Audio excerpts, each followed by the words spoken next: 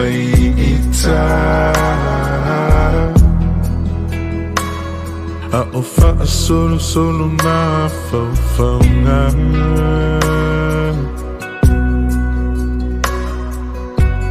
fe pula fi me tu olelang angi malu mai le matangi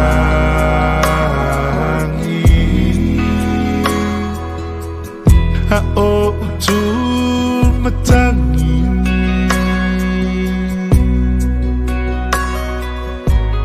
la openina ngoto atu la olupelele walele matu for ima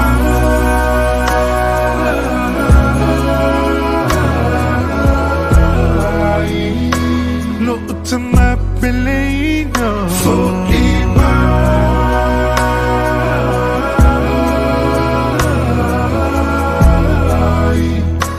Toi fieva aya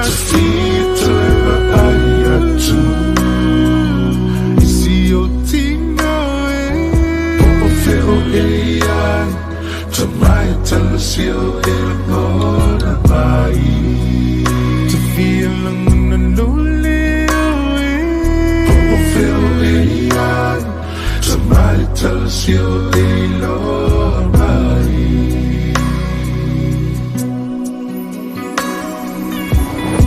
Timana tu long masan Be a umana tu fia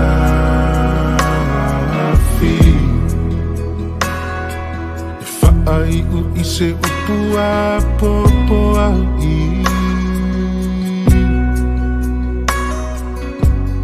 Ite fai mai lava e alofa Alufati so setasi Po ufio mai aile nei lalolani La ufana peleino O to fe alufani Yamana tu alatina peleino Long mali umatangi Away for ima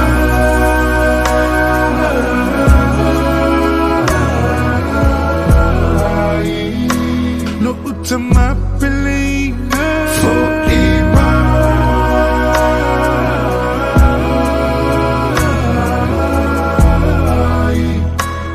To feel the aya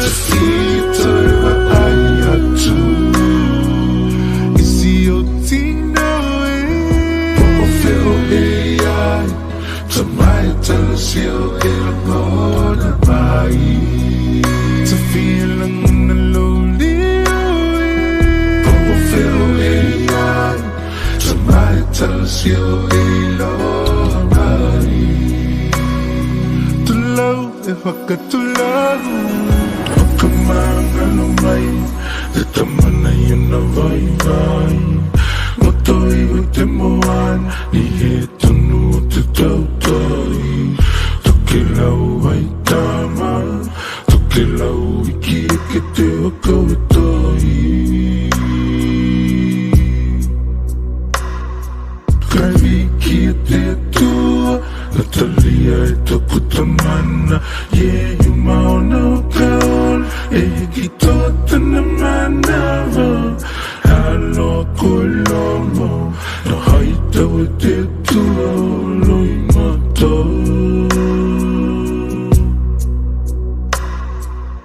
E mi alila koe te tamana I tene o langa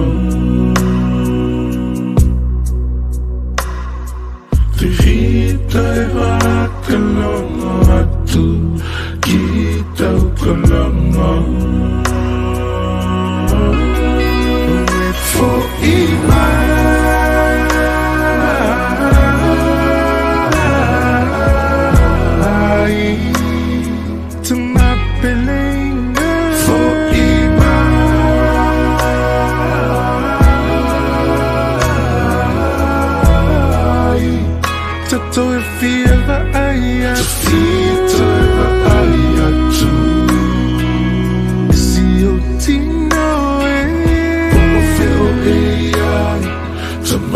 talasio e lola mai. It's a missy and lonely. Oh, feel it like somebody talasio e lola mai. Tu te peku aku kau. Langa kita ko te hanau. Tui te taku aku kau. Kai langa kita ko te hanau. E te aloha, e mai ngatai.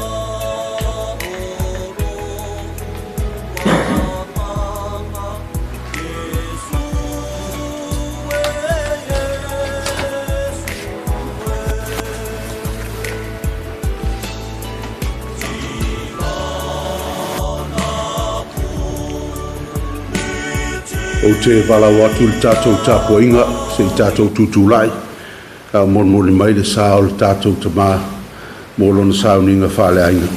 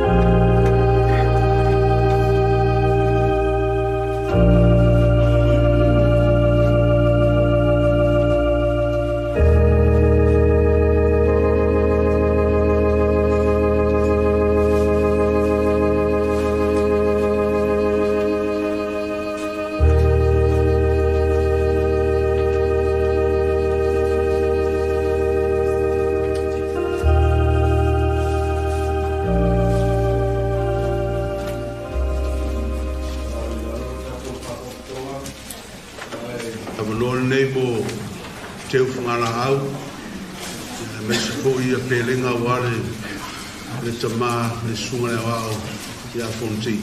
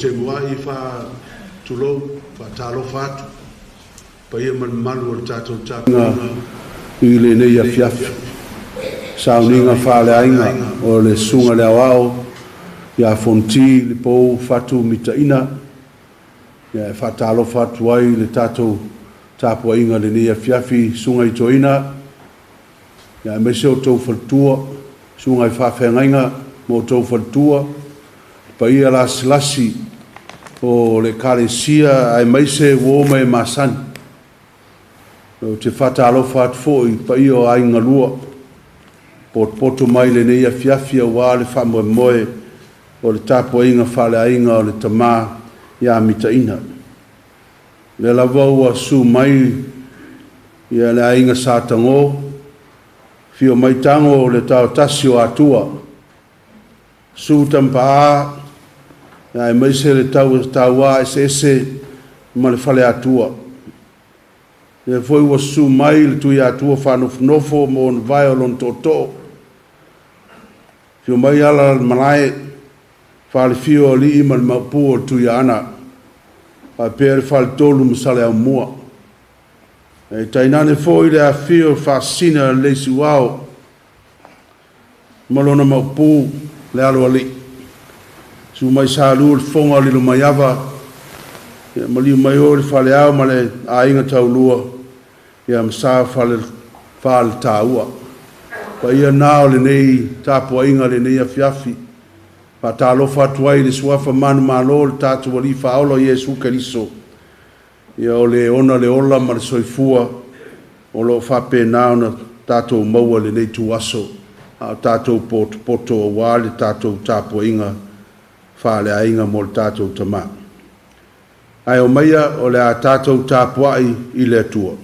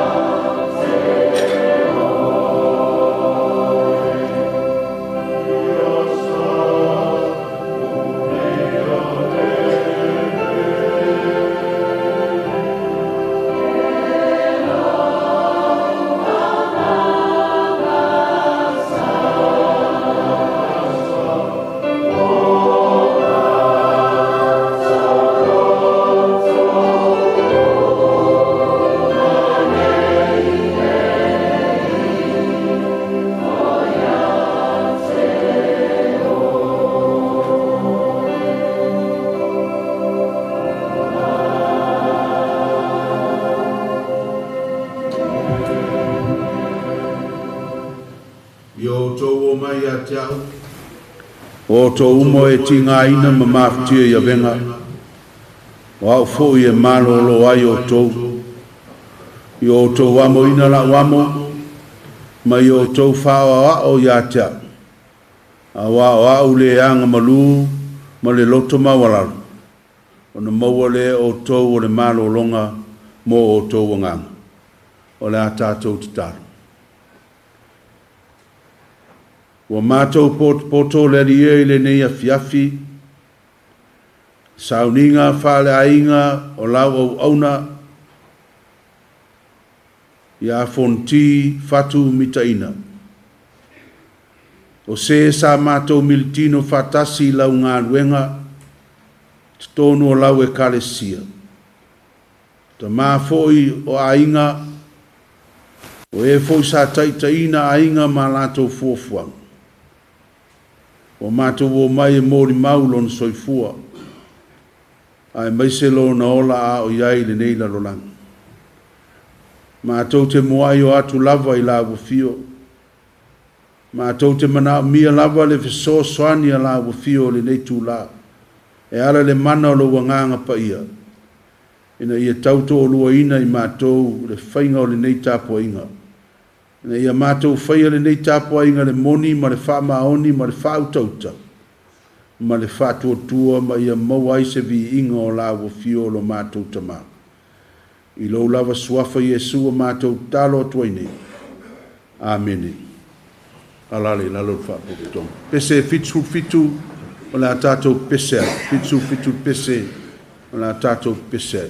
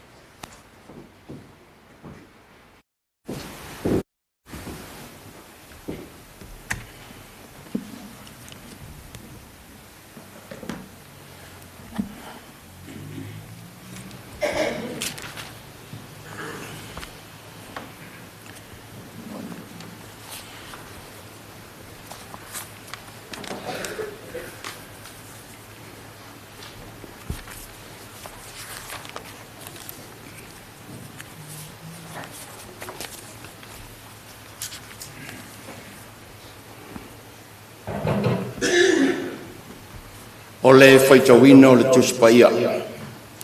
Tusi filfilia mai le whengenga fau e tusai ma le whasinonga le tusi whaitawasa o le whakasa. Tusi le apostolo Paulo e a Roma i lona matau pelua o te whaitawina mai le whaiupo e sifulu ma le fitu te ia whangata mai le whaiupo e lua sifulu ma le iwa.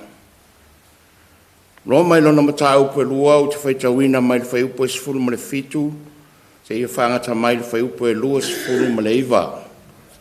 Whaafonga maia o a whionga pa ia alo tātou utua.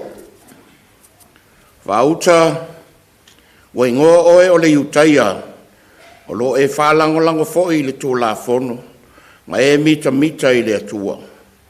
Wa e lo foi nuna finangalo o masino foi a te oe me winga se ese ina uawa wina oe le tū la fono. Lo ta ofi foi oe tai o ta waso o le malama oe o le pouliuli. O le awa o ie vale lea, o le awa o i tamaiti, ina ua e maua le tino o le poto ma le upumoni i le tū la fono. Le nei foi, o oe le awa o atu le tasi tangata, e te le awa o e oe i ate oe. O oe le lau ngā atu, a ua e te ngaoi e oe. O oe le whaiane, a ua le muli lua, e te mululio e oe. O oe le matua ino i le tupua, e te whaoa ea me sa. O oe le mita i le tū la fono, e te wha le mi ngau ea i le atua, i lau soli o le tū la fono. A wā ua upulenga ina le suafa o le atua, talu o tau inu esi. Wha peo na tūsia. A wae o ngāle peru tome, pea whai e te ana le tū la fono. Ai a whai e te soli i le tū la fono, wa vea i lau peru tome, ma whaale peru tome ina. O le nei, a whai e tausia e le peru tome, upu tonu o le tū la fono, e le tau peru tome ina, e alona peru tome. O le ua tupu mai foi, ma le peru tome ina. Au ana la vai le tū la fono, e whamasino ia i ate oe le soli i le tū la fono. O i ate oe le tusi ma le peritomi. A wā e le o le utaia le o vaia, e le o le peritomi fo i le o vaia i le tino.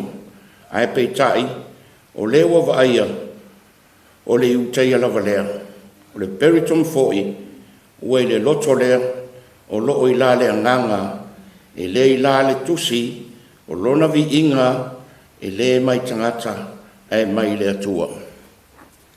Whaitaunga longa lua o le tuspa ia, mai le evangelia Ioane i lona mata upo e sifunu ma le tasi, o te whaitauina mai le whaiupo e lua sifunu ma le lima, ma le lua sifunu ma le fitu, i ona toi si i leo le whaitau le tolu sifunu ma le valu, te i whaangata mai le whaiupo e wha sifunu ma le wha.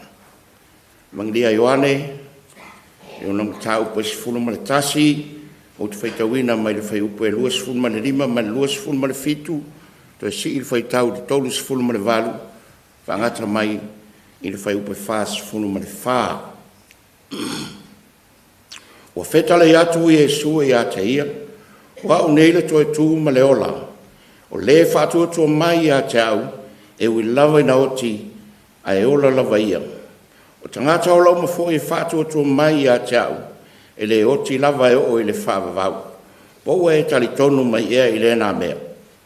Na whapea mai lea o ia i ate ia, i oe le le ie, wa o tali tonu lava. Oe o le keriso, o le alo o le atua, o le maliu mai le lalolangi. O toe ti ngā tele le fina ngalo i Jesu, no o ai le o ia i le tūnga mau, o le ana le watuina i fo i le maa i le ngutu, o whetala i atu i Jesu, a vese ia le maa.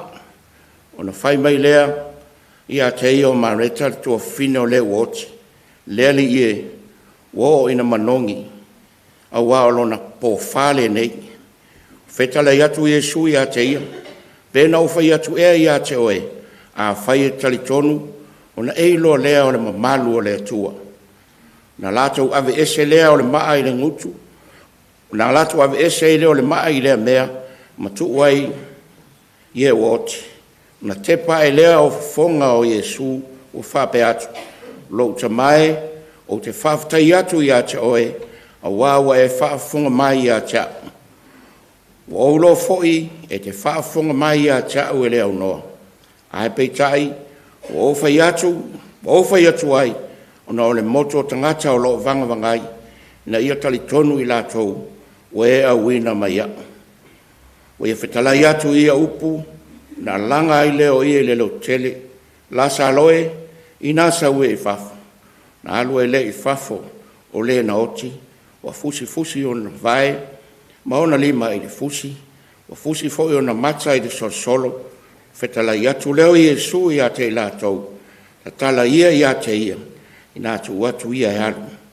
Whamune mai le atua, lo tātou whaitau whaalongo longo i a nā whionga pa ia, ai e ia te ia pealo na lava vi inga, nei mā sauma te ia o le whaavavau lava. Amen.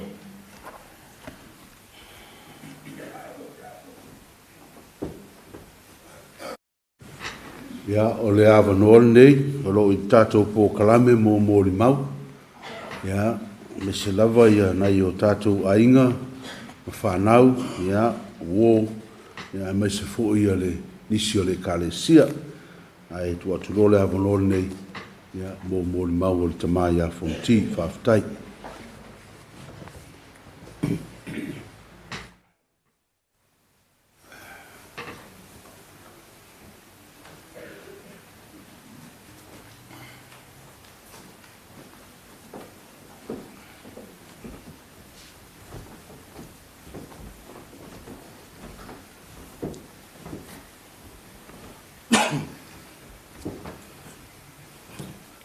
Yesu whaapa o lo mai o te la fini loi o le toto ma le vai na e whaama lingi mai o te fia ma ngā loa ai, mai e wha mamaina. I le swafa man malo Yesu Keriso, o te fia whaatalo whaatu, ma whaafeiloa i le taitai o le sauninga whaalea ainga, lau susunga Dr. Fiatunai liwa ana, ma lau au waa. Susu lau susunga whaafeangaing ma lato whalitua. Tai nane ta maa pensione, feife au no whainga. Sa moa ua poto, ai maise le mato e kālesia, e pele le loto le mato ta maa nei. Ia, le leila moto le pā, ua sirafia, o lo ingoa, o tau mitaina tuelii. O au, o lona whanau o Fonoti, le ifi, Lepou Fatu Mitaina, ma tā ele savea Mitaina. Whanau mai le matuta mai i le aso iwa o se tema, tasi iwa whaiva, i le nuu matango fie o vavau. O fuatanga na sopo mai lano manu, e tau lea lea, amo i le fata, mai sa lea panga, le pā, au whanga, ma vavau, e o i whale a lili, e moli ei fuatanga i le waa, e o i apia, i le fongo o whaipule.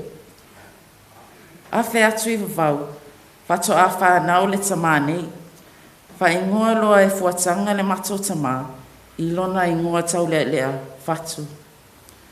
O le amatanga o le mamafutanga, e a mata i le aso ono mati, ta si vavalu loa. A o mātou tuputupu ae, o le tele o taimi, o le mātou soifuanga, o i nei le mātou e kālesia, e whakasa Sandringham. E whawhai le mātou te ma uamalo uso matua i le lotu, o le mana o lea, i a mapipi i le atua, malana ngaluenga. I le aso iwa mati, lua awhimalivalu, sa wala au ina, ai e le atua, le mātou tina tā ele sa vea mitaina. O le amatanga lea o le whanoanoanga, ona o le pēlenga ua motusia. O le tamā nei, sa tau awe ina ngaluenga umai lua, ma whamahalu si au, ia te I mātou le whanau. Peitai, I le aso sfulu valua Februari, lua fesfulu lua, sa to e se le uso lai titi I ma ua ma le tamā. Sa vai ai le whaingatā ma ua ma mawhai manatu. Sa alu ina ai le o la whatua tō le mātou tamā. E ui lava na maua I mai ma mawhatianga o le ola nei. Ai le to I lalo lava lona alofa I le tausinga o ma ua. O le tasi tofi o le nei to I ina. O le tai ina o le autalo la iti. O se waainga matango fie, I le waai atu, I le mawhatanga le nei to e ina, ma le autala vau, e whaalongo, ma whautua, ma whaasoa, ia te I lato. E mita I whaamanuianga o whanau a isi, ai le taina whaapea I lava whanau. O ana mata ata, e whaama whanawhana e loto o isi, ai o ana tala fia malie, e ti ngā I loto le tō tele.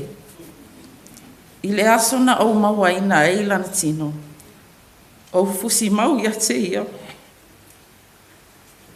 Ma o whapea, ai ua fia, po ua malie I le mātau singa.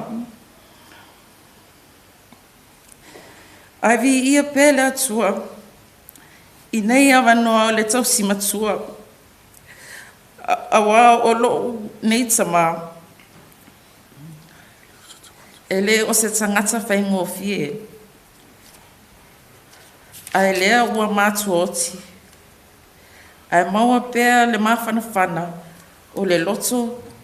Ona e sue fua pēr le atua le loto ma le anganga. Ia, ai ua umale moli mau mo le neto ina. Ele fia I mea whai umi. Ai momoli atu le anganga whawhitai, I a inga ngalua, o mai sani, tai ngane le autala wau la iti, ai mai selana e ka le sia pele, I le amani na ia ina, o le mato tamā, I le tau su atu, tātou tamā futa, o se leni, foi, matau mawhtanga, na tau fōai, a wale tāpenanga o le aso fia, o le mātou tamā. Wala mona ai, le mawhanawhana o le loto. Ma ave e se ina ai, le ao pongi sa uwhitia ai le nei a inga. Whawhitai lava. O le mātou tatalo, ia whātutungu pēr le atua, I mea ua whangau ina. Manuia lau sungi le taitai, ma lau awaa, manuia fo isa mo o poto. Ai ola nei tangata whatau waa. I le alofa o le atua soifua. Ma ia manuia. Ai se ili liu atu I le atali I pele o le tua ina. Whasoke.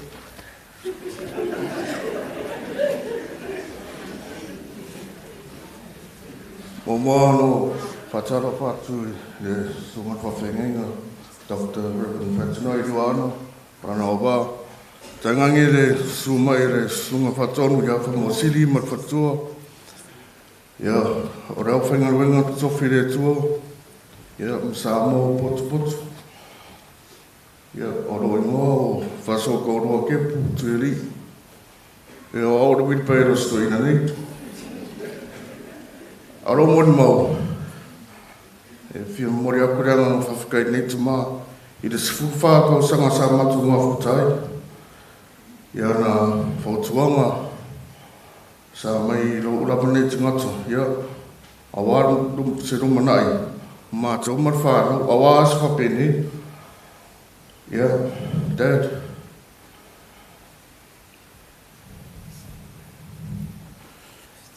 Whawhitai o mea o. Ai o te pori. Whamai le haranga apu. A pa usi toa. Na tūrai me si toa. e la mau mai whau oro mo ka whare. E sa au ngi kawhi marara whenga malanga. Ia monguia kere rau whenga malanga. Se swafa Yesu. Amen. Ia whamu mure te karawa atu matu ainga. Sa rea ura whamu mure. Ia tatu. Te mine mo tatu pese whamu mure. Ma le whara lava.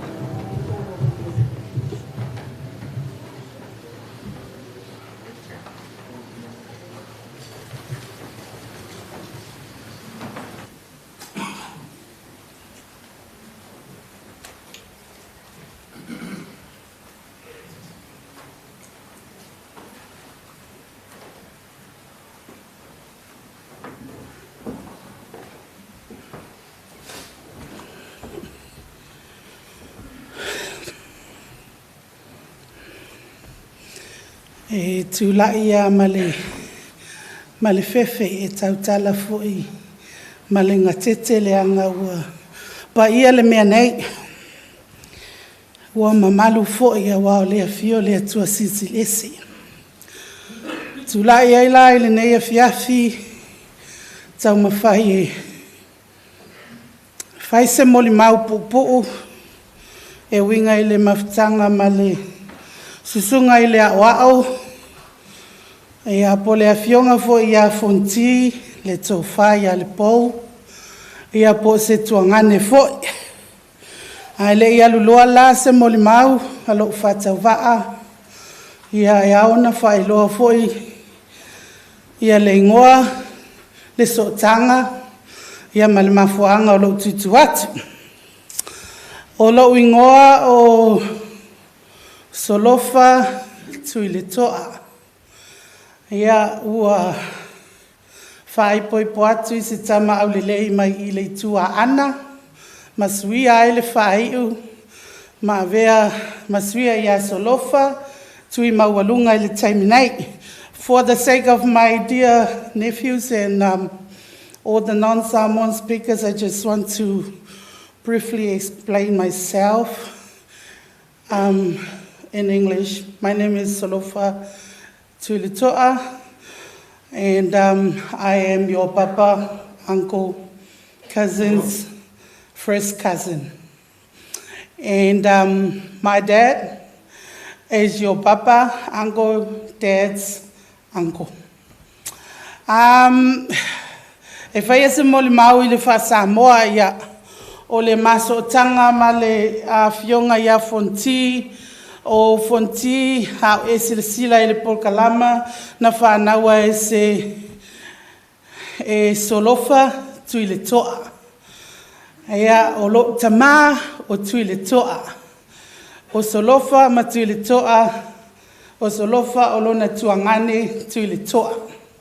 Ia lea na whanaua. O lo wola tupua e tono le matoa inga o te o lae o te le vai I le awhionga ia fonti o te o lae wo mai nei New Zealand. Ai malosi e masani o na whalonga o talinga I lo tama o tau le ingoa lea o pinuni. Pe o le ingoa lea e loa ai I le awhionga ia fonti I tono le matoa inga I vau. O pinuni lo na ingoa sa tau wala awai. O te whalongo ala e pisa ato I na e vili pe au I taimi o whalavelave. Ia e vili mai ia pinuni e sosoani atu I whalavelave. Ia aluai, make it short. Ia ua malanga mai nei atunu. Ia mo vai e loa I le tangata e suafa ia pinuni. Ia o nale na soso mai ai le mafutanga ma le fionga ia fonti. Ia po pinuni fo I tulo ona mamalu. Ia o le tangata whaingo fie. Ua o sau nei ua mawheloa ai ma le tuangane tulo. Ia e ese hafo le whaingo lantala noa. Ai tele ai taimi o isa mo o te whaalongo ai o te nia toina pe a vili mai. Ia o te whaalonga lo ta mape atu telefoni lalo whapea au sa ilingi kama. O se tangata e sili o na whaingatai tutono le mato a inga. Ai o se tangata fo e ese le lotu alofa. E whaalonga ta ai lotu alofa. E ela na tala noa na pe u whai maulanga le mato a inga. Se ke wa ai anga le oso ke ka mokoa. E ka mokoa ia tulou le malo le tua ia tangata umai e tala noa ia le nava pea. E wanga ufasia mai kai la, e wanga ufasia le. He was such a funny guy tono le matua inga. E o le sifo e winga le tuanga ne se tulou. E pe fa nganga mea mali e ngai pase se atua isi fa la velave. E ala te fa mali e ai matou ia na tali e ale ona ito ina ia mangalo atua I fo I leo nisa o whanga o whalavelave pe alu atu e masani e ala al mato ai. Ai, I le mama futanga ina o sau I New Zealand whai mai le tuangane. O e te tau ona e lata mai a te au. Le mawhai o na ngalo lantala lia. Leanga na oe ale e te ingoa. Ile ingoa o lo tina e pele lo loto. Ia sa matalie a matata noa sa o whai atu. Ai longa au leilo tina peoa. A leo whai ngoa e fua mai lau tuangane. E au lele ia mamaulo tina iawe. Ona winga ia o le amisia i le mafutanga. Ai si mea mantua i fo i le tuangane. Te leo taimi sa tamwhai mai a lo tamaa e alu atu e matai. I tono mato a inga. Ao lantala alea na whai lo tamaa o au te mana au te fonti. O te le matai a i sesi matai o au te mana au te fonti. Tausanga lea na te anei. A min lua afe lua wha.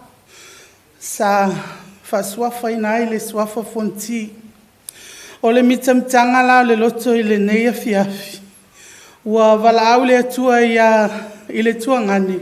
A wa tau nuu se tasi o ana mo mitinga. O le au tau nuu lona mana onga sa mana o iai i ngoa ia o le mato wa inga. Le ua alu malona fonti e mimita ai. E wha mawalunga ai. E ui ala e le umi ona tautua le sunga i le awao. Ia po le tuangane foi i lona suafa. Ia e te tonu. Ia ua whaafiafia ina o ia ona ua whaataunu ina lea mana onga sa nofu mai ia i lona loto. Ia ne te iua tele ni mea fia mo le mawai i le sunga i le awao po le tuangane foi. I tono si o mato wa inga e manu taimi. Ia ona aluai leo si tala. Ia la fo i se wha le tonu o le sunga i le awao i le tō mafutanga i le neitu. Ia malua vei whale tafi malala na malanga. Maua sona nofuanga mau i le langi. Ia ai maua fo i tato uman fia mo rona ma tau. Ia lolo to tele. Walu fia se o lo tamai la o tau taus. Awa le pole na le lima i tu lai driver tu ai la loe Hastings. Le mea o lo nofo mai ai. Ia te tatou ta whao pe a misi dad. O te alofa tele mo o tau. Whaftai a sa moa o poto le nei a fiafi. E moli mawina le aso fia o le afionga ia fonti. Ia whamanuia le atua i tō enga o nei aso ona o le swafa pelo Yesu Keriso. Amen.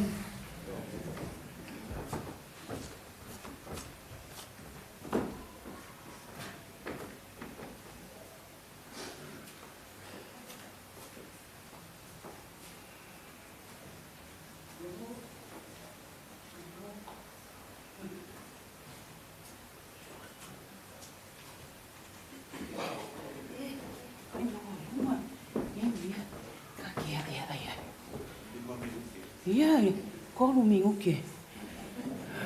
E re siringa ma le lima. Ia, malo lava. Tu atu lo lima tu mai o tō au. Ia o le whaatalufa na. Whawhetai, leo wa umanga. Langi ina le au whai pese. Leo mata ngō fie. Pe o si fufonga o angelu mane langi. Le tātou whawhetai. Ia, ole nei tūla le aso.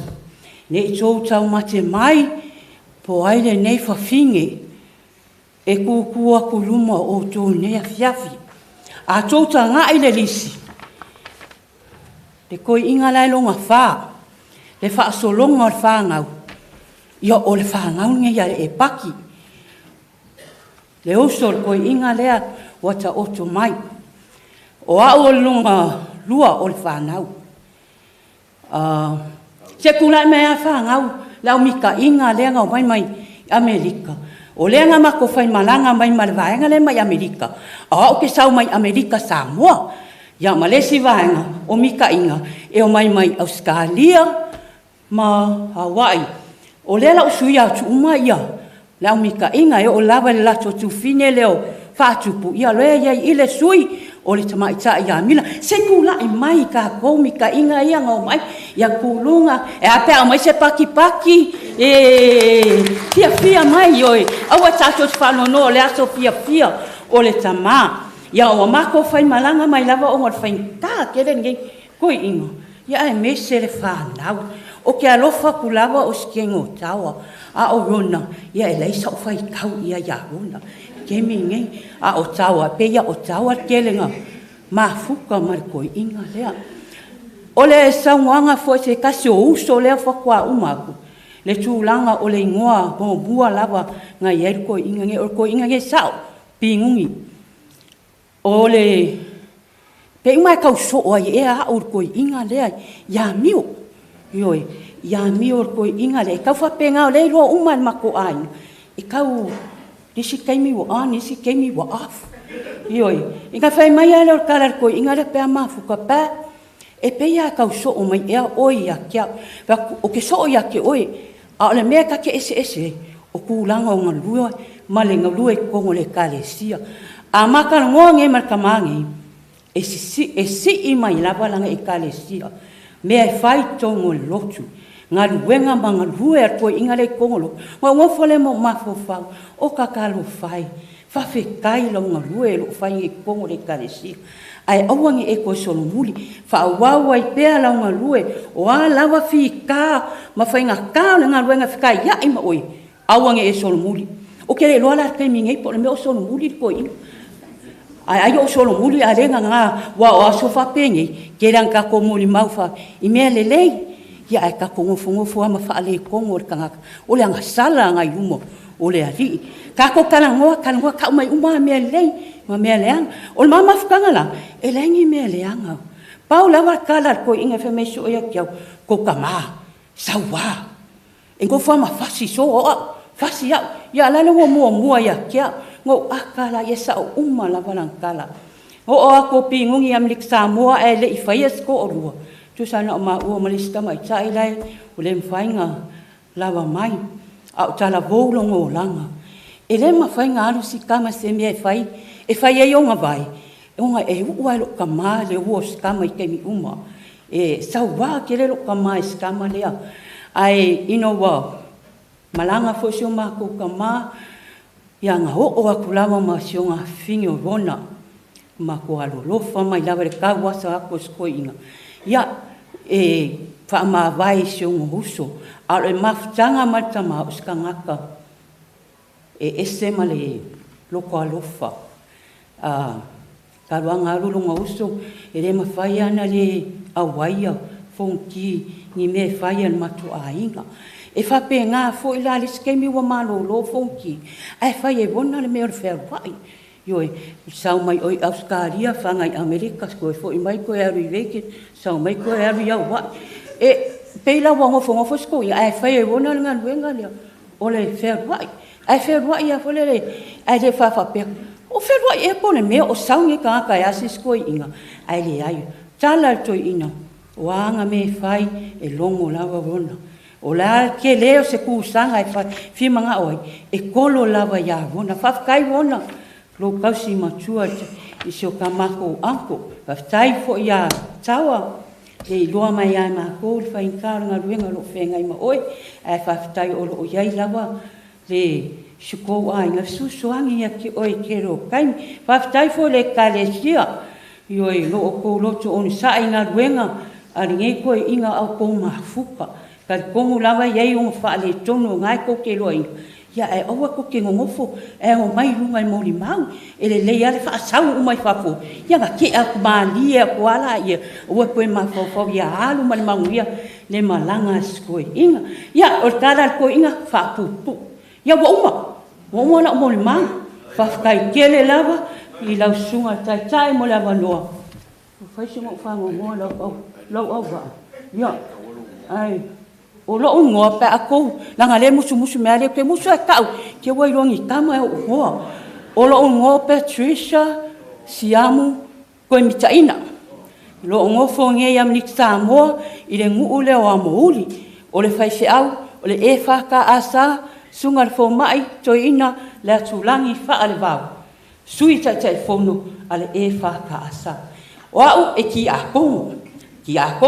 kongo lo ko bua ia o ame fai ia fa pinga la le lui ale ali i tangata au al fa tai se ilunga ke ba ko fa ko e ki a kongo ka ko le tala vo nei fa nga lo wola mo le ali sau vala au ala wa e kofo mai mea uma le kalesia yo so nga fa malo si au ta to e kalesia ai mai se ka ko mafkanga ia male au va ale o fa si mo fa ngo ko le ai ko fa fe kai le suman fa fe i longa kali kong i langa au va ale ia ka ia mo le kele la sunga tai mo mia fole o fola ia ai mai se au man tofi ka tai ona Yesu amene.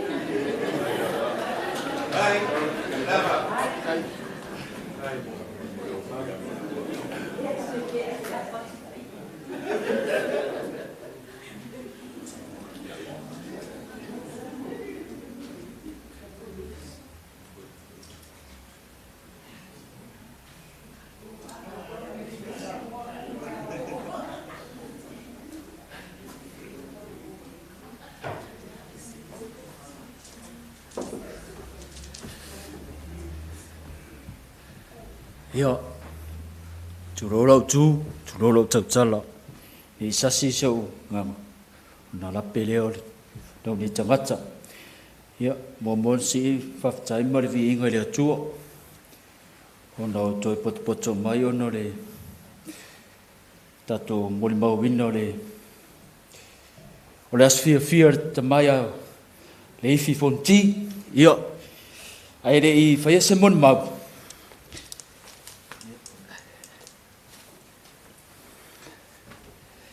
le lavar motor pawa i lono ni tangata. Se lor telo cha to wero si la fia lo ni tangata. O to ina leo. O le uso o lo tamai no ya yesi te lo le si la fia fa na o to ina. O le uso le to ina le al matama e lo ni si la mato. Mato suni ma feoli o tono le a inga leo. Ia te lo na o to malama lo ni tangata. Yo mato le fana wo yesi le uso tamale ya e fi fonti mato si la fia yo le ala tula yo te fia fai se mon mag o ilava nere a wai mai ni sio antima ba matinafo ya o fai lava mato masui mate mai moni molin mato nga lofo in mato mai a fatu pore a fionga ya fonti. Ia, o le mamafutanga matama. Se mafutanga mafanfana. Te lo taimi. O te sau lava. O no te pisi lava lunga ngaluenga. A te e aso te malolo. Sau e asi te ma. O le matanga wanga matama. O se tama e lotu toa. Se tama e finau. O sta malo lui tau i matou talan matama fai ifo i latou ale fai ya e matou ia matou i loare tupuanga ia ti matou te lore si la fia fartua ia tawa wa lewa fa ula tofi tono ko e kalesia ia te lo taimio te sau i matara noa ni tamaya fonti wa foi ni fala velave foi o tono de matou e kalesio tau tino atu o te re foi fua o te sau o te toma de tama nisi foi fufuanga matou e kalesio o sta ma alofa o sta ma alofa e alofa ilana fana peta le o solo talo atu malenganga falo alo ni ia fia fit fa na o tama ia ro i per tatu maftang o ani ma sei tatu maftang de o fai langi fo la nga fonti a ia mau e tātou le nofo wherwhang. Taua, lo to teri, te iroa lo sira fia inisi o tatoa inga lo ni tangata, au te iroa lo e sira fia lo ni tangata, wa te reo teimio te lato e asi o lo matama. O tamane nei, stamai lo to toa, stamai fi nau, stamai lo yaile, mea lo to tonu lo no lotu, o lo wha peo lo fau tua mai a te mātou. Ia, sa mō poto, hai mese ainga ngarua. Ia, o le aso ne ere se aso whanua noa, o le aso fia tama. Amu ia, fonti o lo wala au mairo na matai, a lai ngarua peo. O ina mori mau ina ne nei aso, sa mō poto me tātou umu, ne nei alofa ne nei tama. Ia, whamanuia mai rea tua, tama malangi rea, ai me se tātou, sa mō poto, ai me se ainga ngarua, e mau e tātou loteri. Tawa, whapere sunga le awao, i male uso. Mau e pe o tau no wherwhan, mau e pe o tau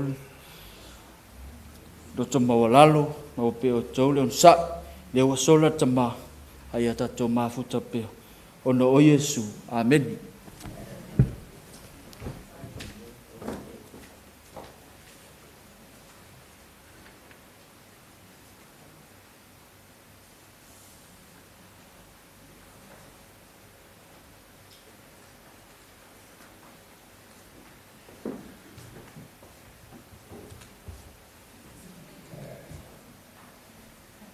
Mo no fatalo fatu sunga.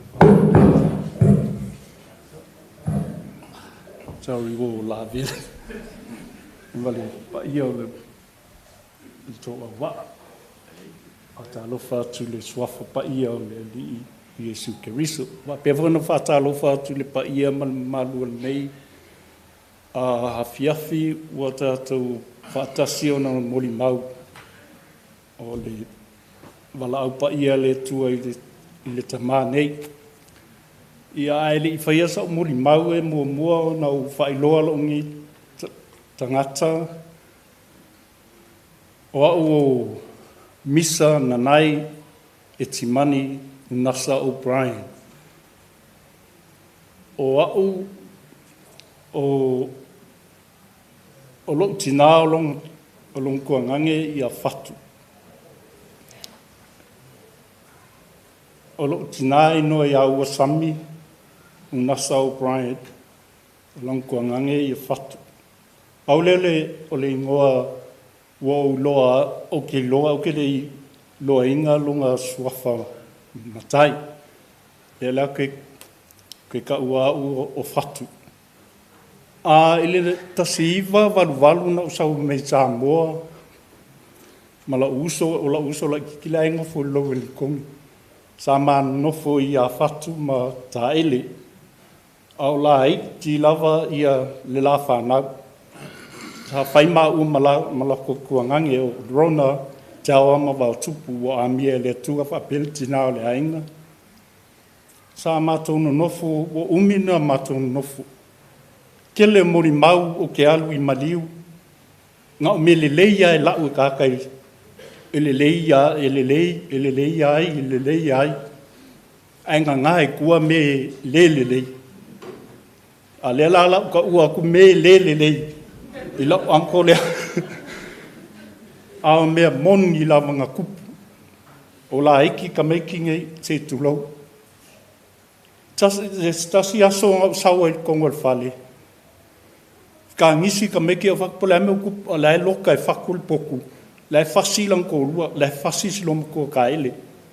Whiu kui. Le kali au alofa ka meki o la iki a. O la alo mea whai, se kulau lea le pa ia man malu le ri. Ngau wa al whai koa makala. O la kulo o kengia.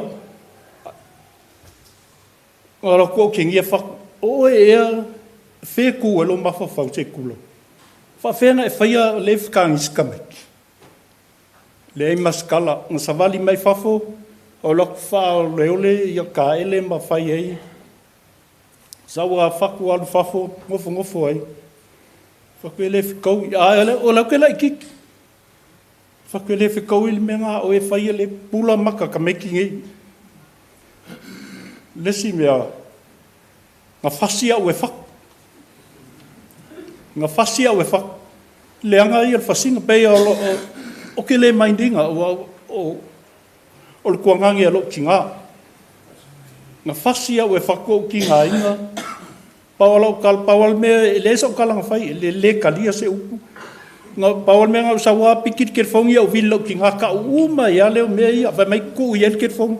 O ngā ku leo ke whongi, o ke ngia mai lau ki ngā i lunga le ke whongi.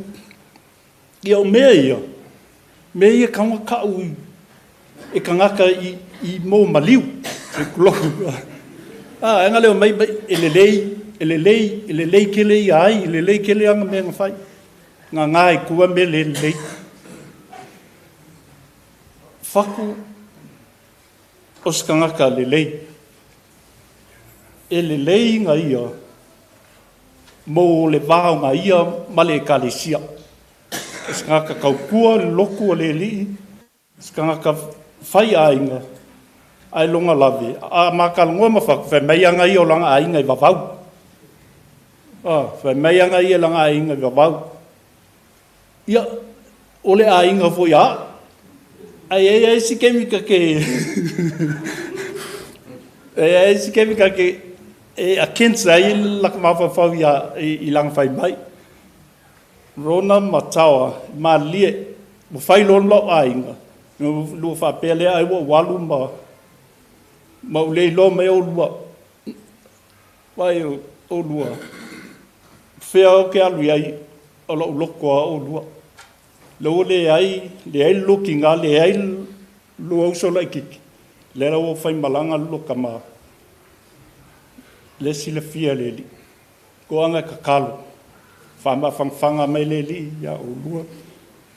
Ko a inga ma whangau.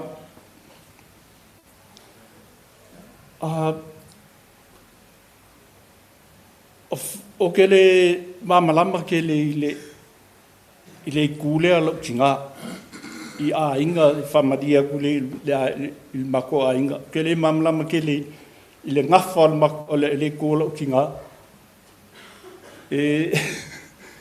O le menga le whainga ngā au kalangoa kuai. Ia ma liela a inga. O ngā pau a uia ngā kaimi o ke le whiwhia ke le o kau le close ke i le kua o lau tinga. Ai o lau anko lea. Ia peung silfia le kalesia. A whai o iengi i whale kongu mangi se whaku le wāwhenga e ma le kalesia le sunga le whawhenga inga. Ia ma lie. Silfia le li me uma. Whamangalo le anko. Ia pe paulea singa moli mau pupu i umi. Ai o ngau iengi si fia whai se lako moli mau. Ai a lofa le kua ma ka malo le whainga malanga anko. Ia lua whelua iai ma ka ele ma wau tupu. Ia whafkai lava i manguia le fiaf. Manguia le sunga whawhenga inga malanga a wa. Tai.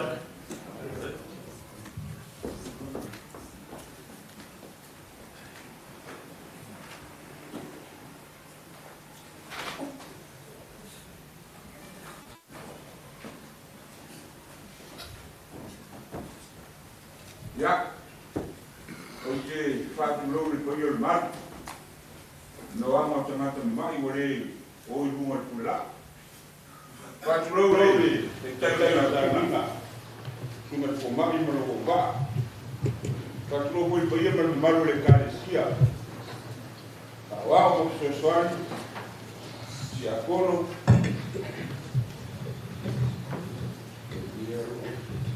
Ia fa pe fuli lo wa au fia poto i le nei Sandringham mamalu ia o le tama ia Lepou Fatu Mitaina ia wa talo wa tu suna to ina tua ia mare hui tua le manu masalo e sala ese foi se tau whaafonga i nei fiafi i se mori mau awa o whailaunga ta wanga ngase mai le romanu le ruto le tangata rea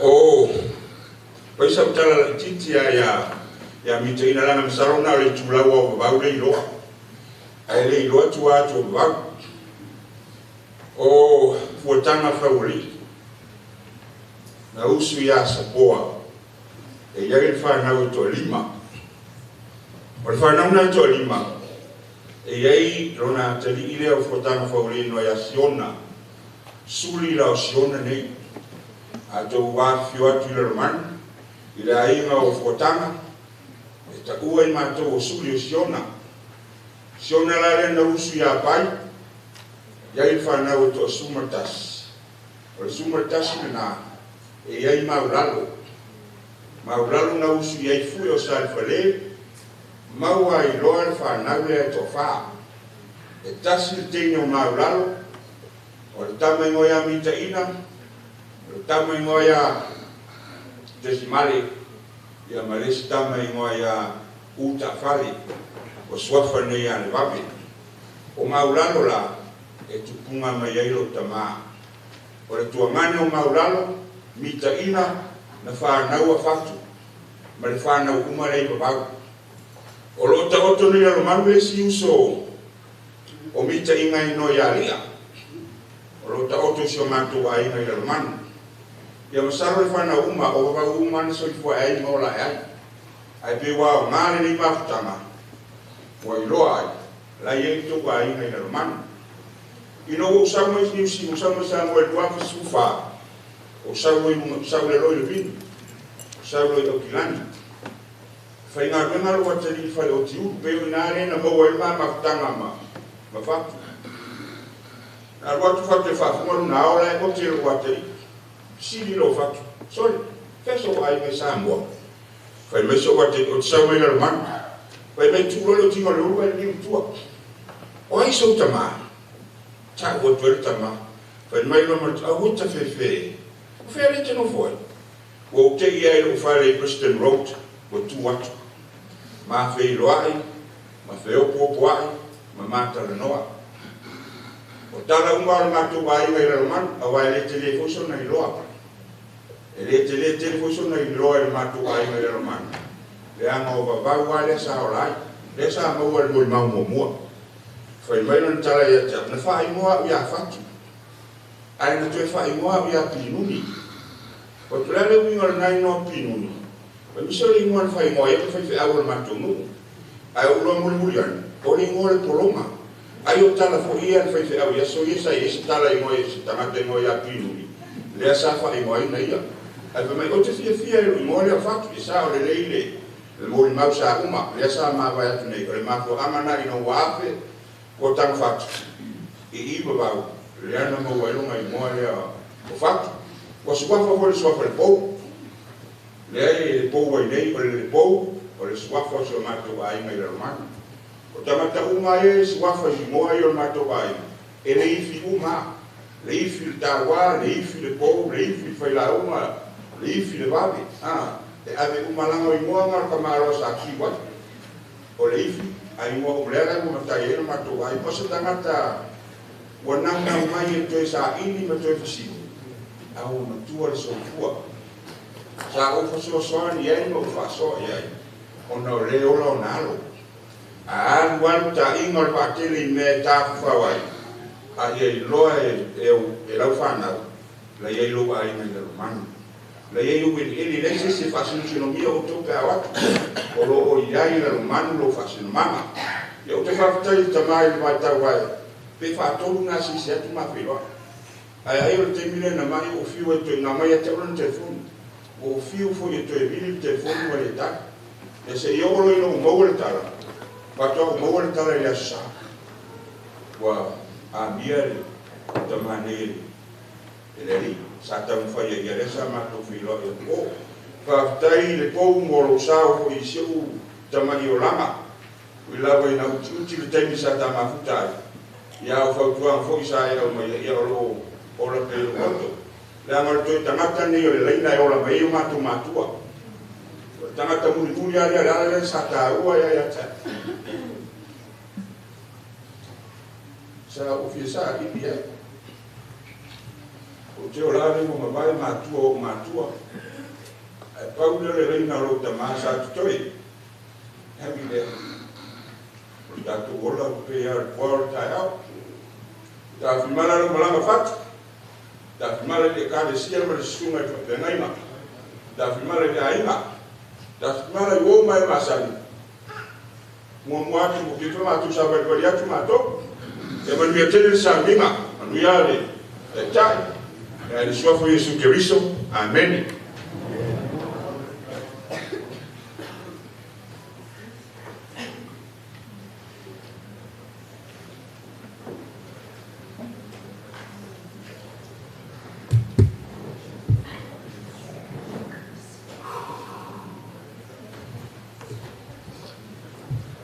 Ele sua fama malu a Yesu Kristo ele iman faola fa ya na suka mai malu o lo wa mas foi de surso i ko inga mo long farkua ya po niu ya mai ser ko inga ya di mongi inga ngai fesili ngia po ai ngai e malo ak o fongo ki le ifi le Lepou Fatu e malanga mai ma fio mai la fio anga vavau a au ngei kau kalaku polisi fanga sa fe ngai madi o ke sau mai la fio anga o lauri makele ainga makele kau songa ai ole ma fukanga fa e kalesia make ainga ya Yesu Kristo le aore kalesia.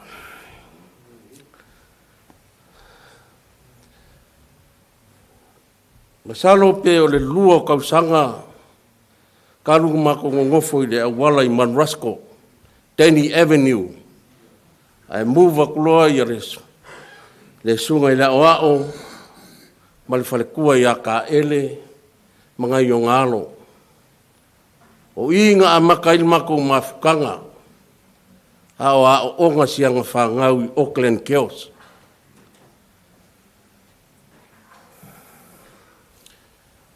O ke lori ngai ka maa. Masalo pe whako a lua vai aso ai sifiaku. A le vai kau fo i ngar kirisimasi pe a. Mau ke le masangi. Ai ongo waku ua aku le sau nginga i ngeire. Le kirisimasi. Sa ke iwa kuiku i mako fale. Ai sa vadi aku masionga wharikua ya ka ele, masianga whangau e kokoru. E iai manesi o pea o kaulose ke o ka ele, le li kama sa e ngoi a moku. O aku la ia mako whawheiro ai kirisimasi. Ai mau kere masangi ai. Mau kere masangi ai. Nau mako loa sa moa, ai le ilamal mako mafukanga pe ko a rua vai aso. Umare ngā ko yo oi le pō le vai luanga, ko e kui mako whare a kalak foi, o whaku, masianga whare kua e a ka ele, masianga whangau o aku e whaamanguia, le kausang fōu. O inga ku fesiri ai lo mafau i le ngai ka mā. I le maua mafukanga, o se mafukanga e mafangafanga. E peianga o whai aku makele a inga. E aru aku e aru kua e pasin mako ngu o lauri ai aru ngu. Ai o le mafukanga e ese le mafangafanga. Mama fukanga foi le o kere ngo masangi ai tanga ka ngei e kalesia. Kere au makukua o masangi ai fai langi. O lesi yang kama maka kia kere o ka ua o longa usa o lang kama mako i kaua. Kama se sea kama ia se kulou de man. maruru aku ala. Nā ngā wau ka ua si au. O le mako kengi umaringi. Rau wari ia. Au aku le mako whare. E ieri ka maa si o ko rua i makai mai a le maru. I maka uku le whanga. Ai whai ngoe rau wari ia ia kepi. O le makua maka ukia o ka ngaka nge ia ka kia ia le kulanga nea.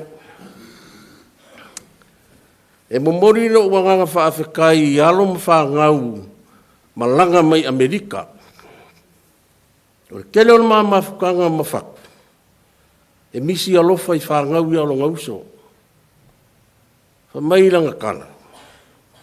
Ka alo whai whangau a si ouso ai longa a mako koe wheiroa.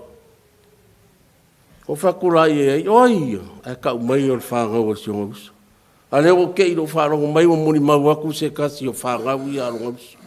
Mori le nganga whaafkai u kou, ki riola mai ao le aso kou, e uso si o kou ka maa.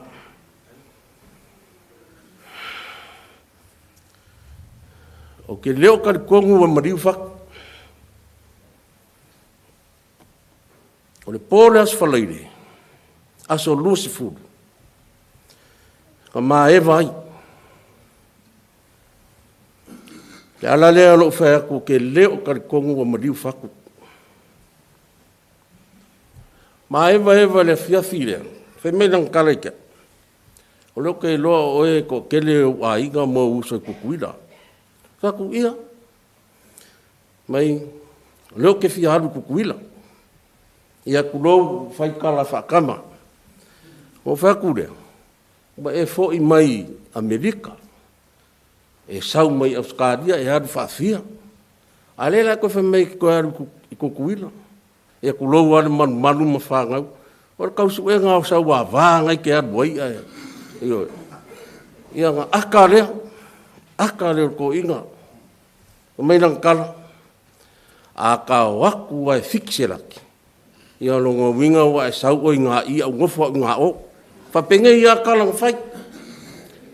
O whaku. Ea? Mai kulanga ngā iei. O whaku. Sorry. Ia se mea i ke ue vai mea wala ka ere ki kinga o la o ngā mea. Ia ngā aka lea. Mai. Pau ane mea ke mga oai. Ia sau la o whaiwhi au e whai la o moni mau. O whak, moni mau rea. Moni mau maaso fia fia. A o oe ke fo ia whak kātari. Wanga koe ngā mea whapenga. Mo i lau kala ne whai atu. Lua vai aso karuai a ele i madiu. O waru fo i maewa. Ke la kurai ngofo mea longo foa. O whaku uso, o la mo whapei oi. I ua pei oi se ngofa se kangaka u lesi whakua ai aka. O mai, o i ngā aso ngei e sa o ia se unga. Nang whaiwhi au sa iai. Nā se kala alau whaiwhi au. Mai, o i ngā aso ngei aso maa ngai re oki. Whaku tole, mai, rea fiafi au re oki. O whaku, ai, se ku ia au kala. Inga ua, o ke aru ese le pōle o las whaleire. Ai le i o aku taua ma si ang whangau, si ang kōrua ngō mai fo e momori mai la whangau. E aso sā mai ngai o ngā mākua. Tā mākara kala ngoa, whakuar kongu, o au rahat, mai asiasi koi kiki. Whakasare, ia ngā whaiwhara ia laku e moe a waru ma mau i kai o ke ngofoi. Me ke ruo mai e su. Whape ngei kala ko inga whai me kia. Ia, mai koe sau kai au se i whai kongu polar kongu ka malanga i kuila. A leo ke mga, ka ke o mua i ke aru se i ka whao le whongo i mānua. Ia mama waku ia, upu anger ko inga whai me kia. O whak se o e se ma ko i e wha lave lave, e se me ka ke o i fua mai wha kumbun whongo. A ka whio ka o sa o le kuila. Kia aru ese pia o koi kiki kā se furu, kai mire le pōras whareire ma lama le skonga. O salo por ke ori ongo por se kai mi whape ngai le skonga.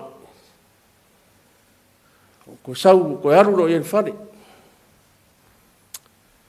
A o se mea ua ke i ai upu mongi a le ki ofo i mor kangaka e ka uaku ai pēr whak. Ai e loa mai au se o ngā whingi o taua o laku. Lo kūla ka wade. Sau taua wala au mai. Poris. Waru ro ka ma. O whak waru i whea. Mai ua mariu. Le ala lea ro whea koe o kere kari kongu le mariu whak. Le anga sa maa ewa le po. A lewa o koe lakur kaya. Ai whai mai watu. Ia, nge i uminga wasi wha mkalanga. A whai ao le wala au lea lea kua. Ia, e lea ia se whai loko. O ukoe sa awhi a whinga.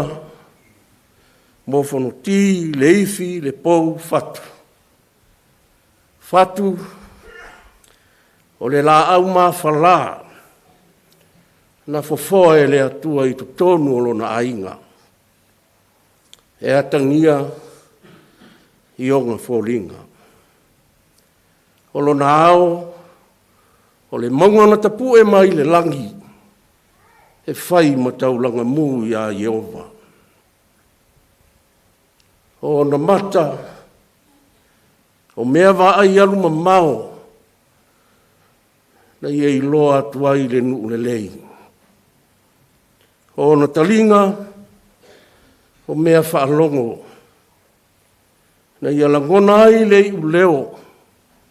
Fatu, ulu whale mai ai le fia o lo wari. O na ala whau, o le whau puenga o le oa. O le tasi mo le lotu ma le ainga. Whanau. O lona fofonga na manawai upo le ola. A wasa whaapa ia ina e le atua. O na tau au na amo ina ai le polonga. A wasa tau tua wha maoni le kalesia. O le nuu ma le ainga. O lona whatawhata. O le moenga o le alofa. Na sapai ai le whanau. O na lima. O lima o le toa. Na tongi mamanu ai le whapaolonga o Solomona. Lona manawa. O le whale whatupu oa e le atua. Na pua ina mai ai le whanau. Mo na vai. O le tau lea sa mamoe. A wā le tau tua ina o le kālesia. E ala ilona tofi a o ma le tofi ti a kono. A sou o le vasa o le ola nei. Ma ua whaia ina i le wha vai. Ma fau i mea e te manui ai.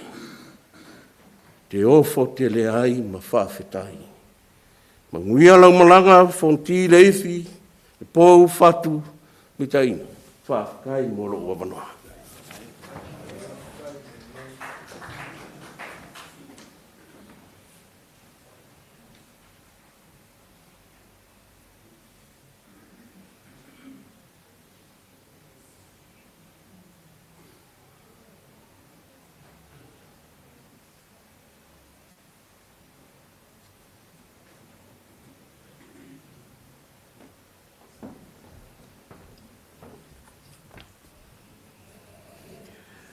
Talo lava le pa ia le ainga, wo mamai ma le ekalesia, o lo o awai I le nei aso.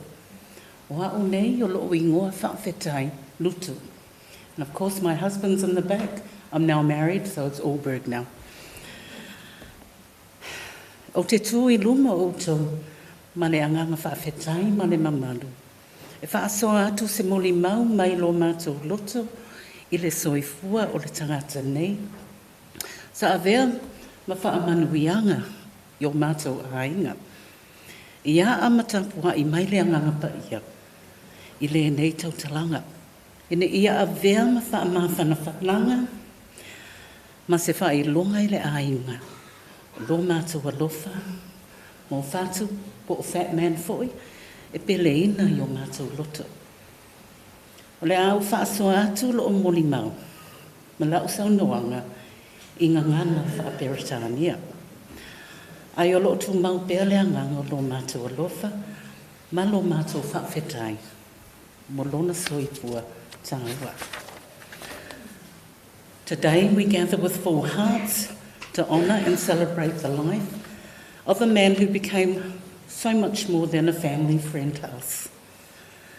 Fatu Mitaina, our beloved fat man, was a constant, comforting presence throughout our lives growing up. He was a much-loved church member, one of Dad's closest friends. Before he umanginga moli mau le tama, Dad was probably the leader of the pack. To me, Fatu was a father figure whose love, humour and support carried me through some of the toughest moments of my life. Fatu had a way of showing up literally and spiritually. Whenever he was needed, he would visit Dad often, especially during his final days with us, bringing warmth, strength and that unforgettable smile. His laugh was infectious, one of those laughs that filled a room and stayed in your memory long after he had gone home. You always knew when Fatu was around because the entire atmosphere changed. Lighter, brighter and better. He would pop over unexpectedly, whether it was to see Mum and Dad or to visit my little family. And every single time without fail, he would drop hints about my pankekes, how lovely and tasty they were, which of course meant I had to whip up a fresh batch and serve them with hot koko. That was our constant ritual, our little connection, and it always made him so happy. That man also had his classic phrases, his favourite being, "O fia fasinga le ula lea," to lo. He said it all the time, especially through the advocacy support I provided, and that was with engagement with MSD or Kainga Order.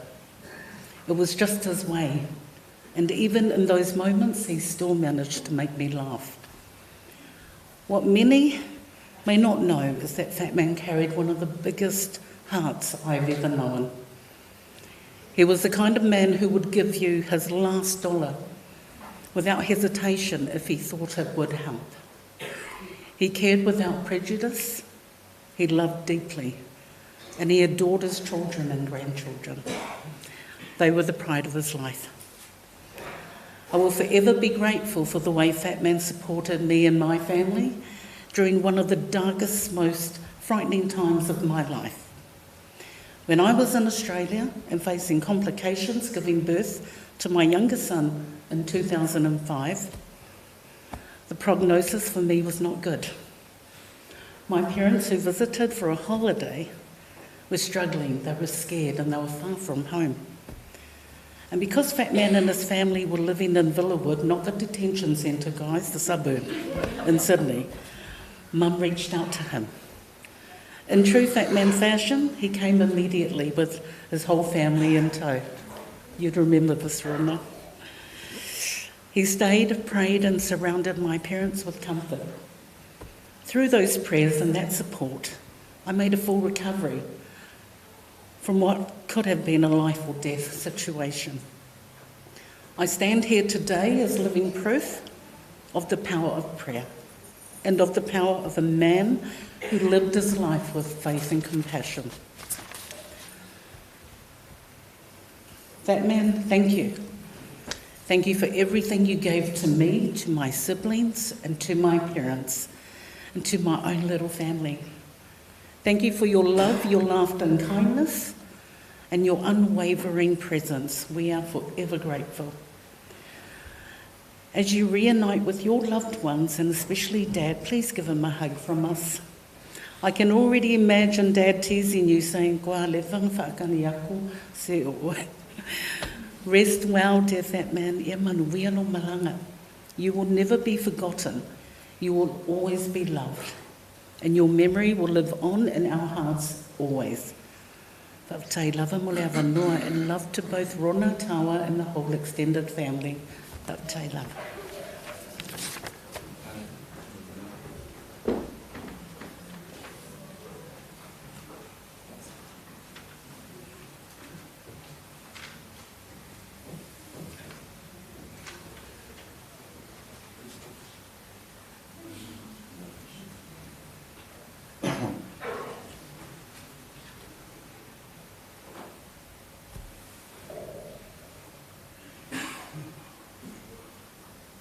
Le suava manu malo tātou wari o Yesu Keriso le ao le kalesia. Whawhela i atu ai le pai o le sauninga. Ta lo fatu le usunga le teitai o le sauninga. Le usunga le whawhengainga. A te nane fwoi le pai maurunga o lo awa. Ta lo fatu le sua sa toina whatonu ma le whetua. A ta alofa atu le paia maua lungo le kalesia ona tūlanga to. A tu lou le paia o le awhia wa awhia le via fiafi. Ta alofa lava. O lo uingoa, au te ngā maia i o sua sa vea. Au te saunga i Australia. Au te lotu le whakasa St. George. I Australia. O te a. Salo le ale umisa umoli mau. Na le leo no whatali. Sei uma mai a ainga uma. Toi. Ia maua le mātou wa wanoa. Ia ele eise moli mautele. Ile tamale ia whatu. Wa mātou masani i ono winga. Na mafuta loa malo tu o whini. O i loa le winga o le tangata. Te le whamasino la. Na o le atua na te whamasino ila. Au o tūlai atu. Ma lo whaafutai. O li maule nei asu. I ia le atua. Le kalesia. Ma lo whaafutai.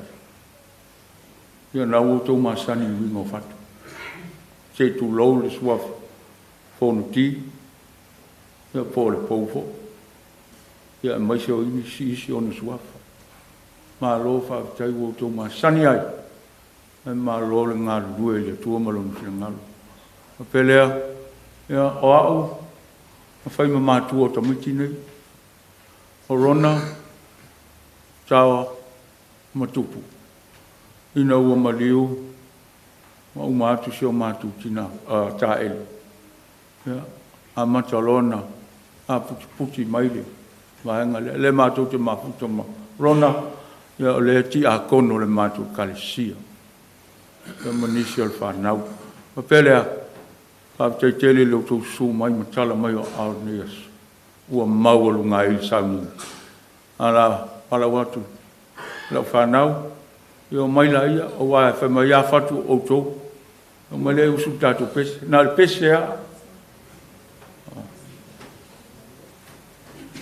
foi uma coisa foi total o humildade lo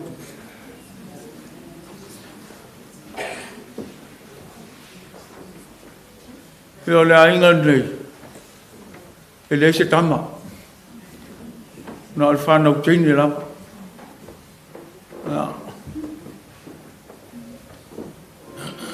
Foi mai lo savali sen. Io lo so vuole na se tu lo. Asama le.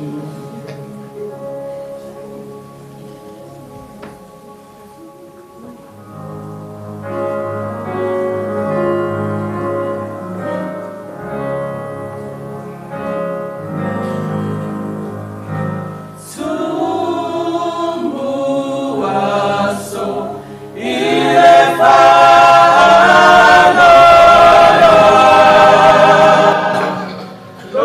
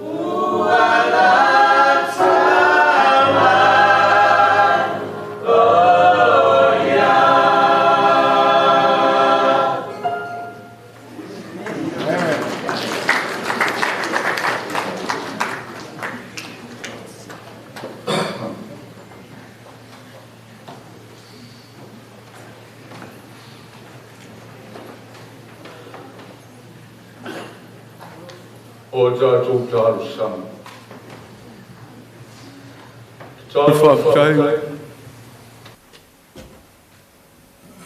Tātou whātu ese I le tua. O mo moli o tātou manao I le li. Tātou ifu mo te tālu I le tua. Le tua mamanae. Le tua le tamā. Le tua le alo. Le tua le nganga paia. O le tua oe o tua. O le tupu ma le li o ali. O le nu whaia le langi a toa ma le neila lo langi. O le atu lau mai o no whai. O mea umana e whaia I lau whawhanga.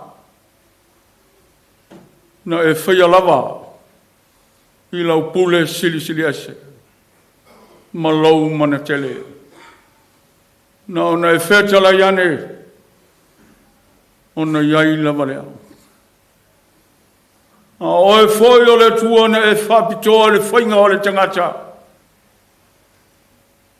O le pale li o au ngā luenga ma lau whawhanga.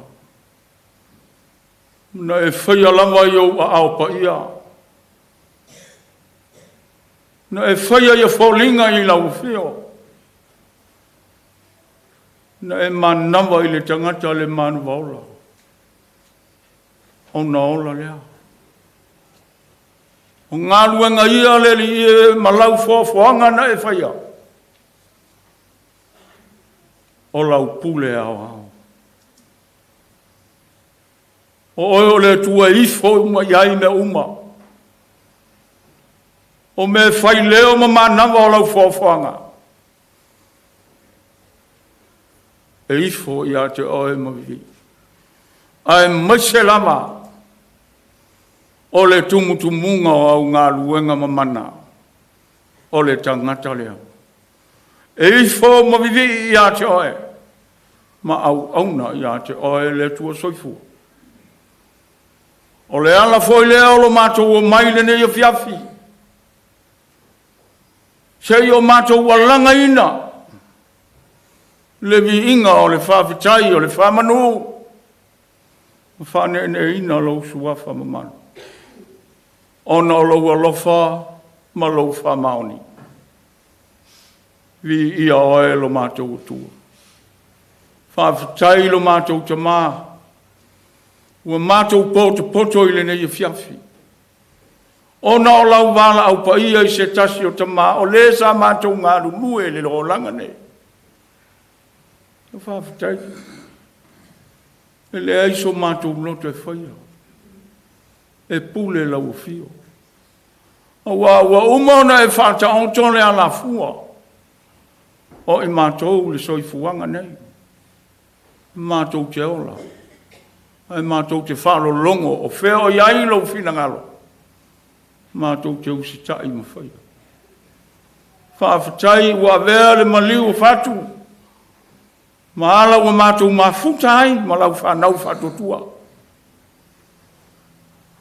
Whawhitai le ri e. Lo uanga le lei e tele me uma ua e whaia. O ala mātou te ma futai le nei soifuanga. Mātou te vi I ai lo suafa. Mātou te whawhitai e uini fuafuanga. Ma le whamo e moe le nei aso. Ana le noa lau fio e le taungu. Leo wa mātou tāpua I atuai lau fio le nei aso. E vi ia lo suafa. Mātou whawhitai lau fio. E ala le soifua manuia o lau whanau whatotua. O mātou wola ma manu ai le nei fiafi. Mātou whawhitai te mā. Soifua lue o lau au auna. Vi I ai lo suafa. Mātou te whawhitai. I lau tala le leini. Nā fua ai. Le ngā luenga ma le vala wina. Whawhitai le kalesia. a mata ai ona e wala au. Ngā lulu e whai alo whina ngalo.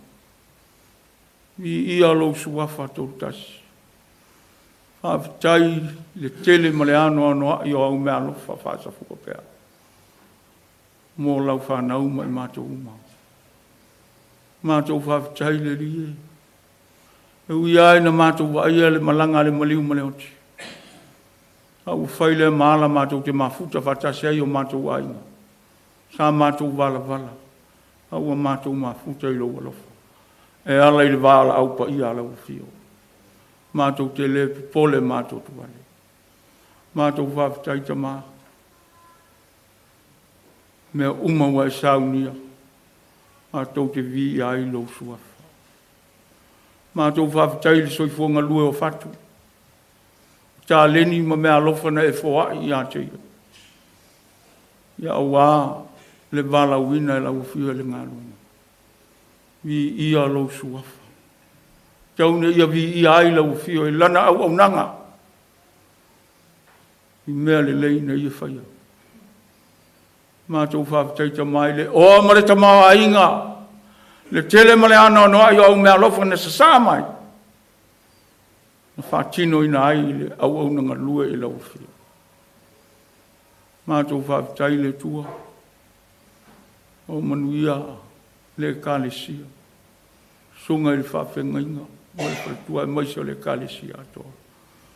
Vi ia lo suafa. Mātou whaafitai ia ua fionga pa ia. O le sulu ma le malama lama lea e tai tonu ai o mātou ala. Whaapoto ai i mātou. O alo mātou au nātou i lau fio. Whaafitai le mana o le anganga pa ia whesoa swani. Tai tō lua ina i mātou.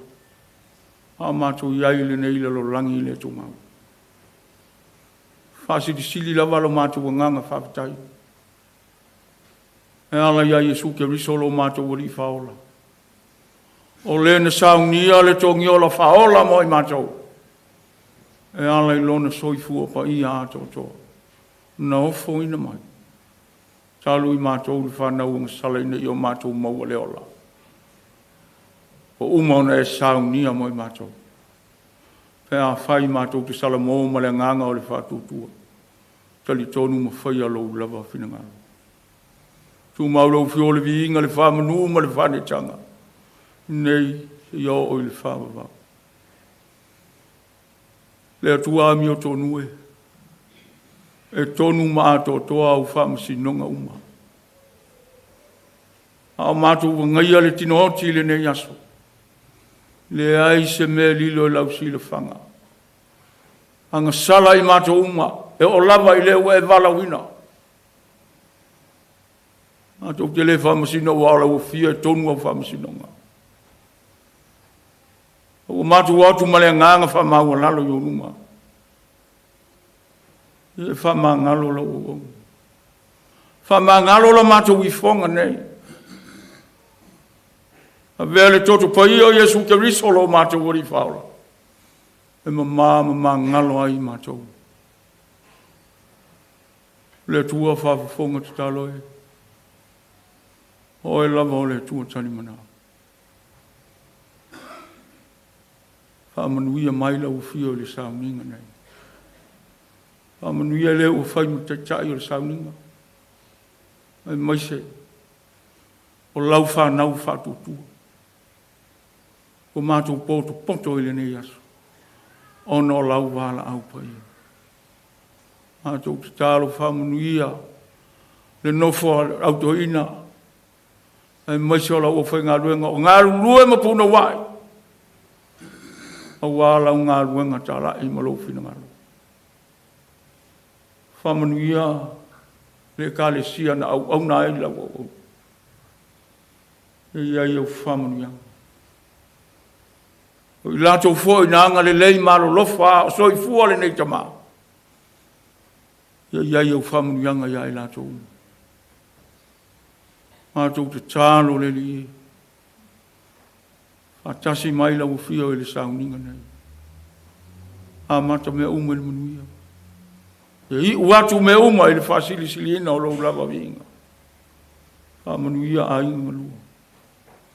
O a fuafuanga ma wha moenga. Mo ona toa taimi. Ia iai lau lama anga lele. Mai lau nganga pa ia tawhia sea le au pongi sa. Puni ti ai le whanau mai mato uma. Ai mai se oe o tangi mai ala. Ia o lela mato ki talo. Whatasi ma le tele o mato muna o lilo. O lona e silofia. Whai ai lau fina ngalo. Se taimi mato whalonga longa e lau fina ngalo. Ia iai le mamanu a lau fia. Whamanuia lau fia e lau. O wangu. O le ala mātou ki talo e ala ia Yesu Keriso lo mātou wali I malo mātou whaola. Mātou wale mawala au toi nei. Amen. La tātou toi pese lo se lau tō sumatasi. Nā ma ele o na so lea ma le tātou. Tau wha mawhanwhana mo tātou le nei a fiat.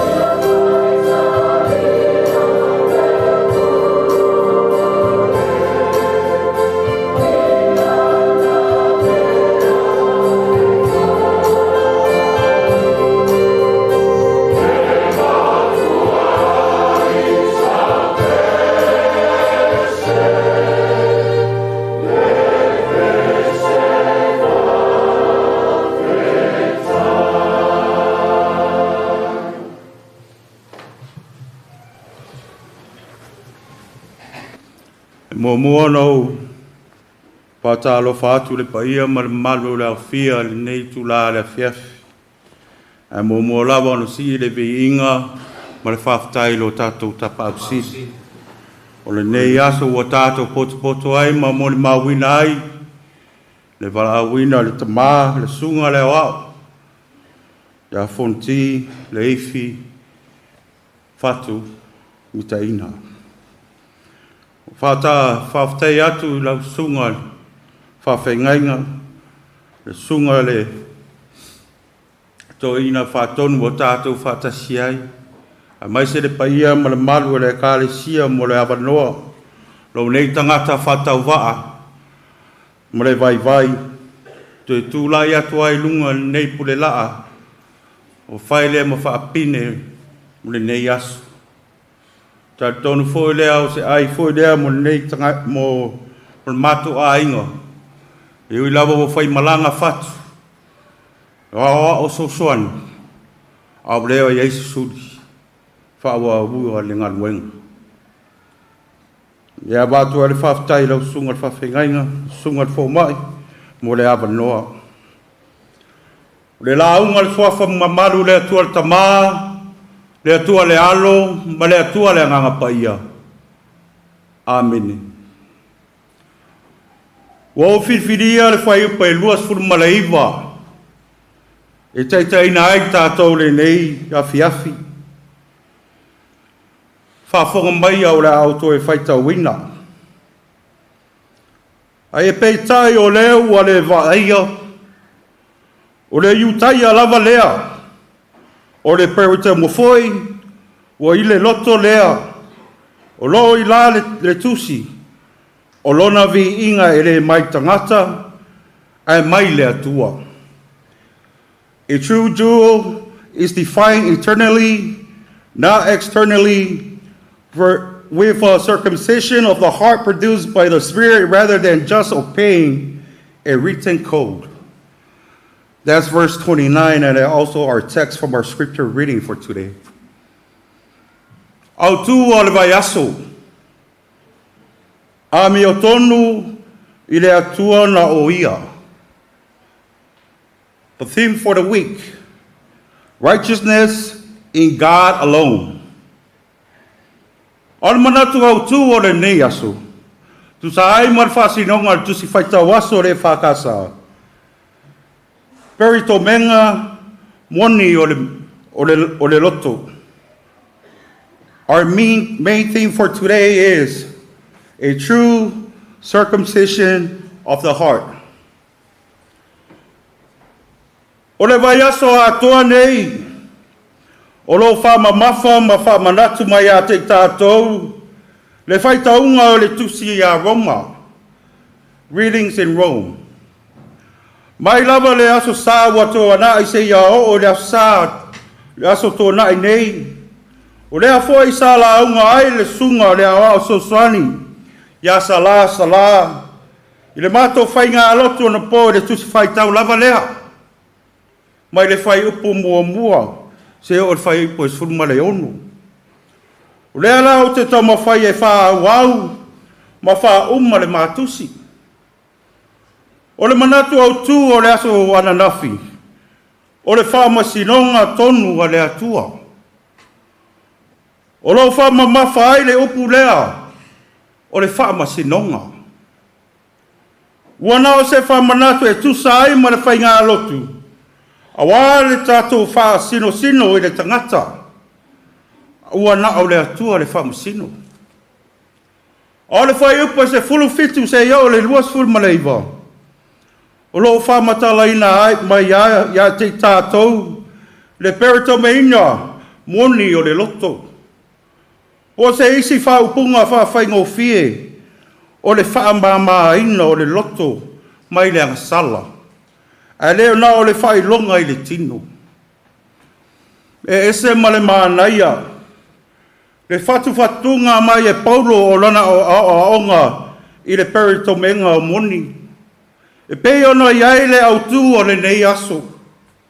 E amata mai le wha le aonga aina e Paulo o tangata e malosi le launga i le tūla fono. A olo soli e ia le tula fono.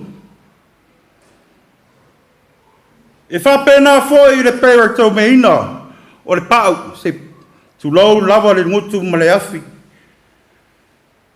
Ia whawasenga ifo tangata la tau lava ia le pau lea. E le aise au ngā e pera tau me ai e mau sā le pepelo.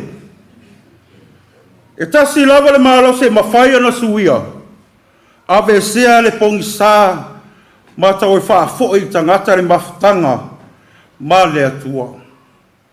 Na o le mana o le tala le lei. O le tala le lei e leo na o ni tula fono po ni polo a inga mai ni fautuanga. O le tangata soifua o ke riso le alo le atua. O ia o le tala le lei. Ma le alia e tātou ono i loa ia tali tonu ma muri muri ai tangata uma. O le fesili mo i tātou le neitu la le afiafi. E mai fea lo tātou whaolaina. E mai fea lo tātou whaolaina. Ua e sau le nei afiafi. Ua na o le whaatino o lau sau. Ia mato vai atu i lau tino. Tālau whai. O lau whiwhiringa e te manuia ai. O lau whiwhiringa foi e te mala ia ai. Ua oti tātou uma i le angasala. Ina ua to i lalo le lua i tangata i le mata pea pea i mea uma o le fuafuanga. Whai mai Paulo. O le loto i le la li tino o le tino lea. O le loto i le la le anganga o le olanga lea manuia. E lua nai vaenga o lo whaavai le olanga o lo tātou i ai nei. Lea ua whata ota mai Paulo le ata o le ese sengo i tua inga o langa ia. Mua mua. O le olanga ua pūrea e vai vainga o tangata anga sala. Le nātua le anga o tangata soifua. Le manatu lava ia na o ia. E whaula na tu la fono i ona tu na nanga. E pule ai lava ia. I mea uma e manao lava i ai. O le tua inga o langa le e tofu lava ma lona whamatala ina. O le o langa ua pule e tofi ma tu langa ma malu. O langa ua pūlea e le manao tele ma le mata pea pea. O le o langa ua pūlea e le poto ma le wha maurunga. O le a foi ua tātou wa aia ma o lo tutupu pea i tutonu. O le wha le a inga. O maa lo. O whale whangar wenga. O sosa iete po wha ala potopotonga. Ai maise i tutonu o lana e ka le sia. Wa mio ma winga ma sani o tua inga ia. Ia maua lava ma pūrea mea uma o le nā tua wha tangata soifua. Lotu, pele lotu. Kerisiano, pele ai. Ele manao lava e lave lavea se fuafuanga o sosi ai. Lua. Ua iai leo langa ua pūlea e le anganga o le atua. Leo langa ua mawaa ma ua ola ia ke riso. Ua le toa iai so na manatu. A ua whai ke riso ma ona manatu. Ua la fuai mana o uma. A ua tasi ia ke riso mea uma. Ua whapa ia ina. Ua whaperto me ina. Ma ua whauina i le mana o le anganga. Ua whaavae ma ati nae i a ke riso. Ua tau mua ai i le atua. E pei ono whai atu se taimi o sola. O lau whiwhiringa. E te alu e tā lai le awhionga pa ia o le atua. Ona ua e malama tele i le tula fono. Ai ao lo o ita pea lo loto. Pea te alu e fola le tala le lei o lo tātou ali i whaolo Iesu Keriso. Ma ia e sa vali Mausu sitai tu la fono nan tama. Malo loto faula ina. Ole perto menyo oi. Ole ato manino le na. Yo ele tato fala tonga. Le nei tu la. Ia tato sitai le nei vala wina. Ele o se vaenga mamafa.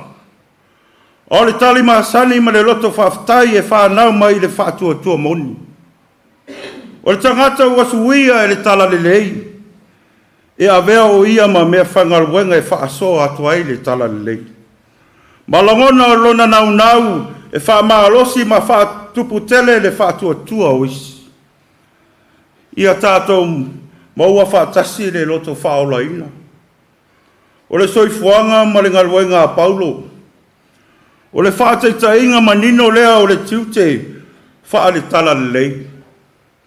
Iu lava sa aloka o ia e le whalpui pui. Ai sa ia whaftai e le kalesia Roma. Ta talo mo i lātou.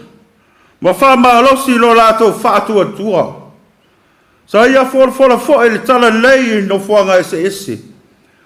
Malona mauti noa o le mana o le atua. The book of Romans, especially chapter 2, verses 17 to 29, emphasizes the importance of inward faith over the outward practices. And this is what I was preaching about in the Samoan translation. The importance of inward faith and outward practices. This passage highlights the Jewish people's reliance on their circumcision and law-abiding ways, or the 10th Amendment. But the Apostle Paul stresses that the true faith requires a heart transformation. Loto faulaina. According to Jesus is the Lamb, this passage shows that the Jews' biggest mistake was confusing privilege with responsibilities. Some people think that the faith practice like circumcision or baptism are enough to guarantee salvation. However, Paul argues that this extended practice are meaningless without a genuine change of heart. In fact, verses 28 and 29, like our text today, it states that the true circumcision is a matter of the heart, not physical rituals.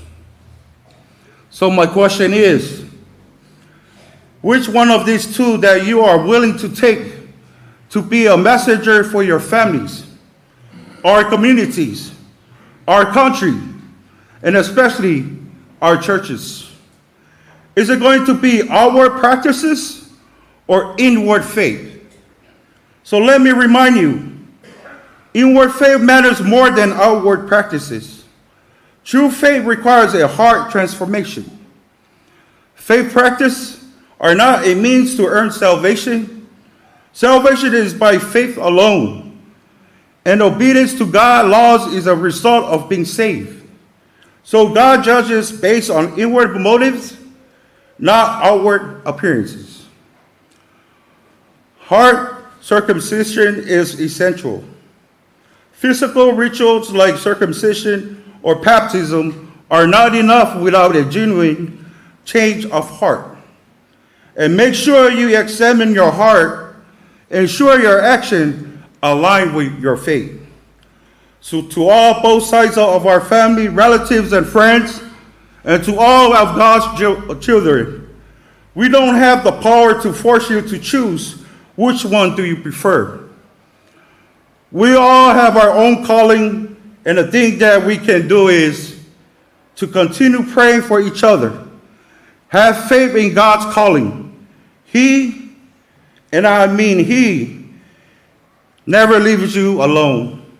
Remember this and keep this in your heart. Jesus didn't hesitate to answer or pick yes or no to sacrifice for me and you. Ele mawhai o le tūla whono, o na wha me o tonu le tangata. Aina mawhai e lana sa tauro. E le ima whawhawina e Yesu le tali mo oe maa. Po le ioe, po le le ai. Sa ia tali manino ma le loto whaoloina ma le loto mamaa. E whai o ia masui mo le whanau o le atua e lunga o le sātau. Amen.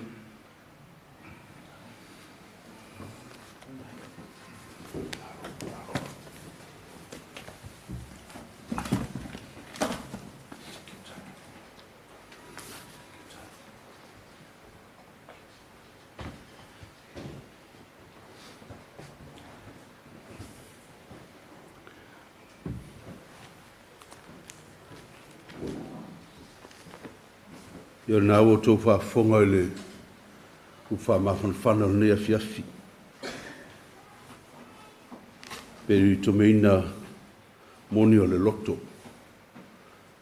O le whetarainga lava Yesu ia o mia e loto mama.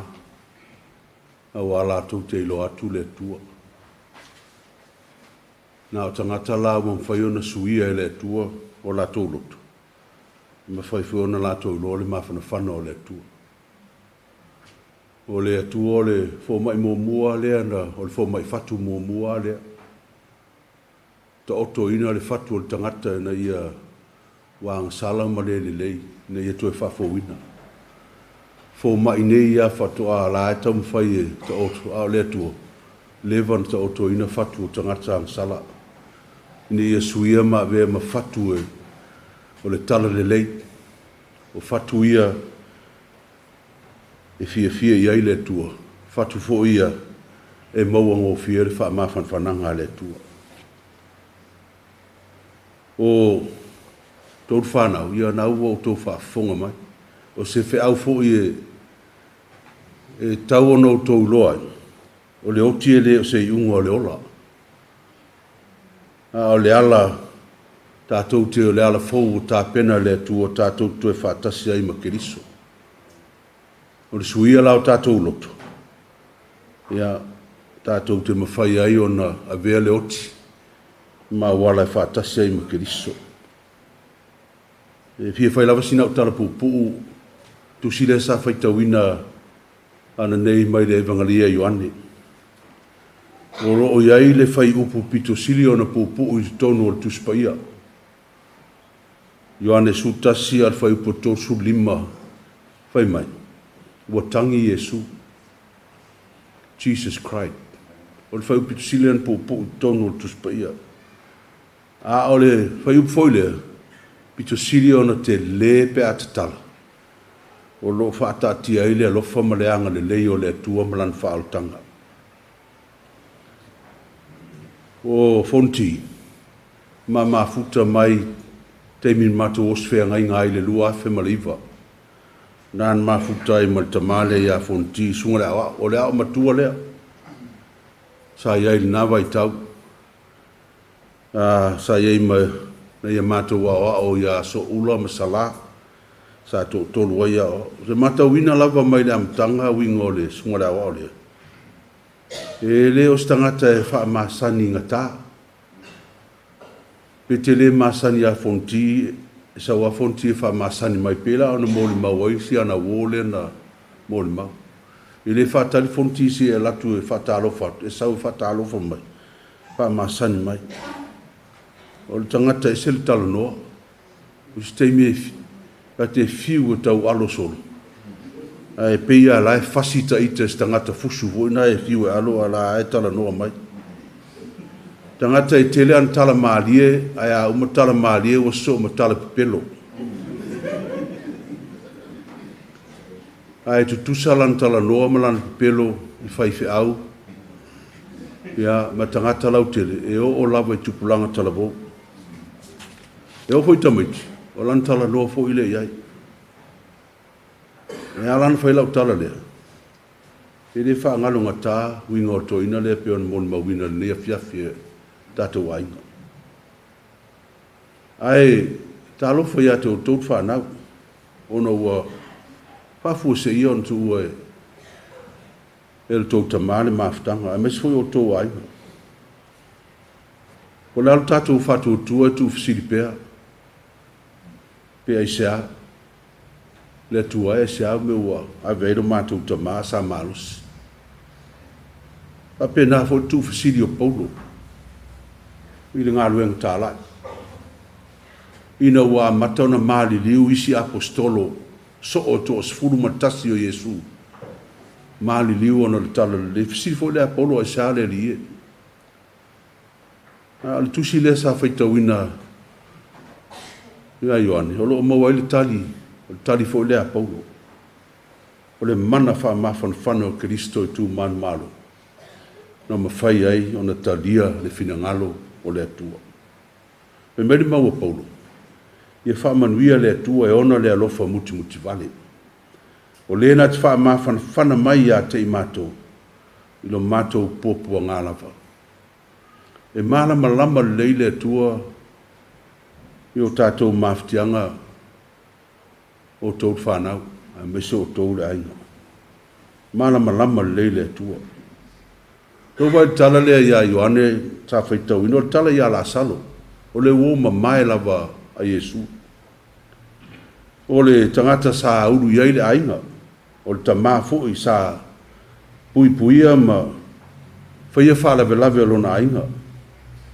Ta masanga lue ma fanga ma fa lava fa oloa lo na ainga le se me na ongi ai an fa fo se ia na ngase ma mali ali mele le fi ia to fini o Maria Marit ana I Yesu ele oti la tuanga ali fa pu wa le tatu fa tau ina ia wa tangi Yesu o tau whainga lea Yesu e toi whamatala ia Maria. Maria, e leo tū la foina I lato. O lo loto lo toi ke liso, I ona loi mata. Whātasi ma tangata wa mawhtia mti ngā. O lo tangi Yesu mo o tau le whanau. Te minei. O tau loi mata fo ia o le ke liso toi tū mano. O le o ona le maliu ma le oti o lo la ngona fo i ke liso le o ona le maliu ma le oti. Langana na ui mai ai. Na te iloa. Me foi lea na te le tu la fo ina i o tau whanau a mese o tau lai. Pia upu a mata tātou tāpoi. O mai a tia o tau tinga ina mafti a venga. O au e malo lo ai o tau. A mui e whanono, wha ma whanawhana ina I lato.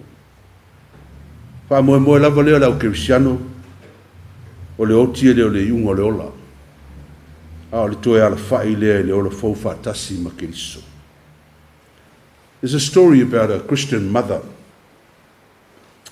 who had a teenage son who suffered from a very fatal disease at birth. And one day, she knows the son is going to ask her the question, Mum, what is it like to die?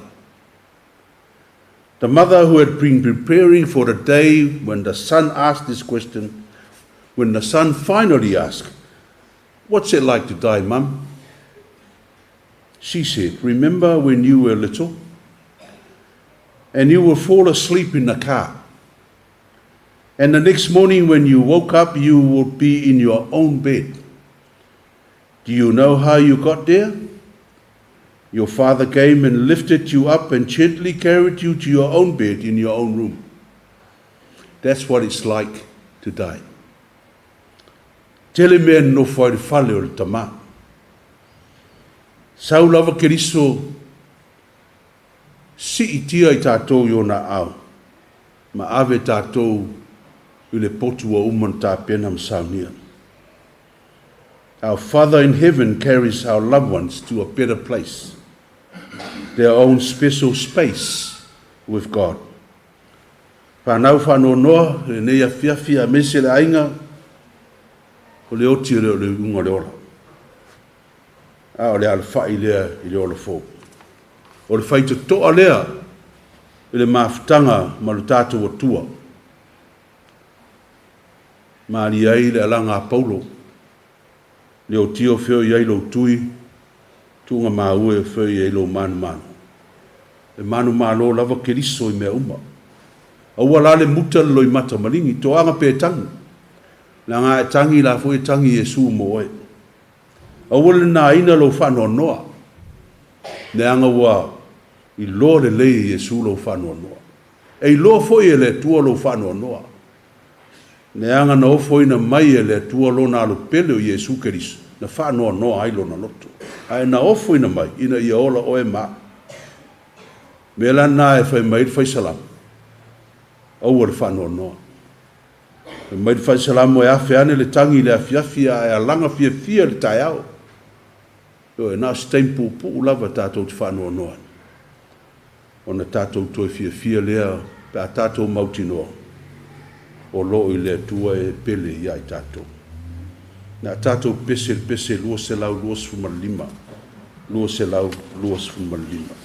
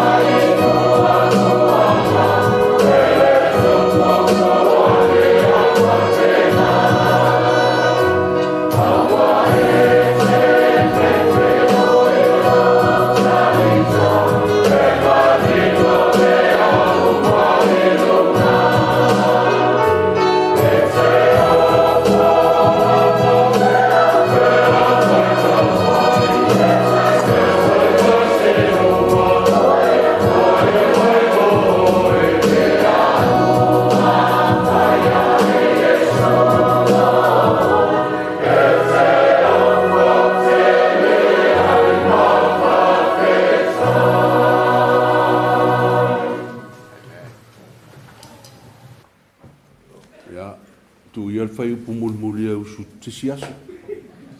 Ai o le avanoa nei hamolmole mo le sui o le kalesia. E isi lato fulfulanga. Aftai.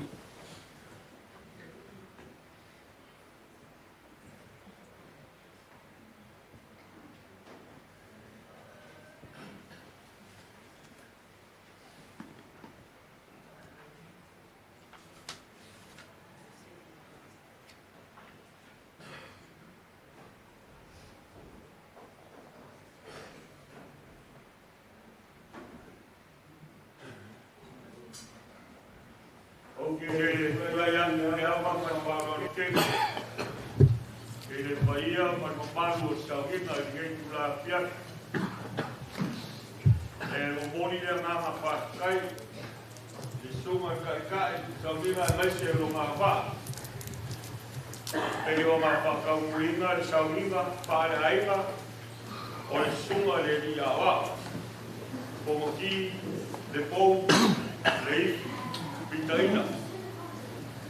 Ya polo kousia pia o le sumala wa ya ora wa o sosoani o pensão e como le carecia ngai. O le wa fa fonga le tua. Usa mama paia pe o ma sa mo yai ya o pe na ruema. O mo kau ngai sa wiva fa na inga le sumala wa. Le ngaka le uku fa ma fa ai mese foi o karkaloma. Ya o le whekawina foi o le awhioma paia le akua. Ka oso i ngai e ua le koe au ngai le sumara wa. Konki. Ai a vea le ufa mawhawhanga kei asu. O le whangau whangongoa. Ai mese o paia i ai ngā rua. Ai o whame ngā foi. Le mamanu o kako saurina ngei kura reasu. Pakai lau suma i kai. A mai se o wā, e upu whanai au. Kau ia inga ia pongi pākau le awe i whafonga le pua i mea fiatu. Manga mama pa ia upu whafonga. Pai ma poni mauri ia fiatu, e kusa mai whamai moe. O nga iai leo kai kongunga, a mea o leo whakau wā. Pai ma fonga, o le ka maori, ko sumar pa whengainga mai whaipua, mai pa ia ma koe kalesia. Ma kou ke paraawa kwai mai whanau kere. I lau sunga le toina whatonu, mai whatua. Ai mai se o sule au koinga, o kako mafuka ngei a fiafi, whaipua. Pa ia lau whengaruenga kofi a le pua mau kou whaipua. Ai mai se o Samoa o poko. Mori mawinga i whaamai koeria fiatu. A maea saunga, iau ma suaku rea. Karaku a au na lore ho. Ia, a wale, kanina o le marua fiatu. Whangai o koufina ngaro mo kakoro. Ia, a wale whaamai koeria sa a maea. Ia, o ma whakimoere o nisi o kukuanga. Pa ia i aere na rua. Ia, o kako maroro wairea. Ma le whanau kere. Whakai.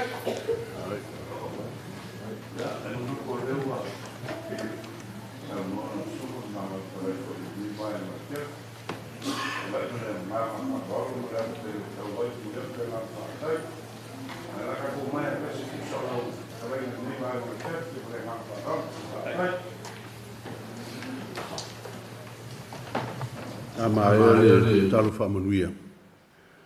Ia le fulfulanga o le a iai pēr le tino maliu o le tātou tamā i lumai nei au tātou atu i laro le roho a wā le sina whaamalu stina o le atou umala vai e fia whatou whā ma whaini a lātou say goodbye mun muri ia o le avanoa na o la iai pērunga i nei le tino maliu o le tātou tamā ia a o iai tātou iai le lo i le ho mo le tātou whaamoe mo i lātou fia whatou whātu i le tamā nei. Au le talo whamanuia. O le manuia ma le file mua la uafio le atua le tamā. Le alofa siri ese o Iesu Keriso lo mātua li i whaola. Le māwhtanga ma la uafio a nganga pa ia. Tu maule i o mātou lungo ma nei ma lau whanau le laulangi atua. nei masu uma se yo le whaavavau lava. Amen.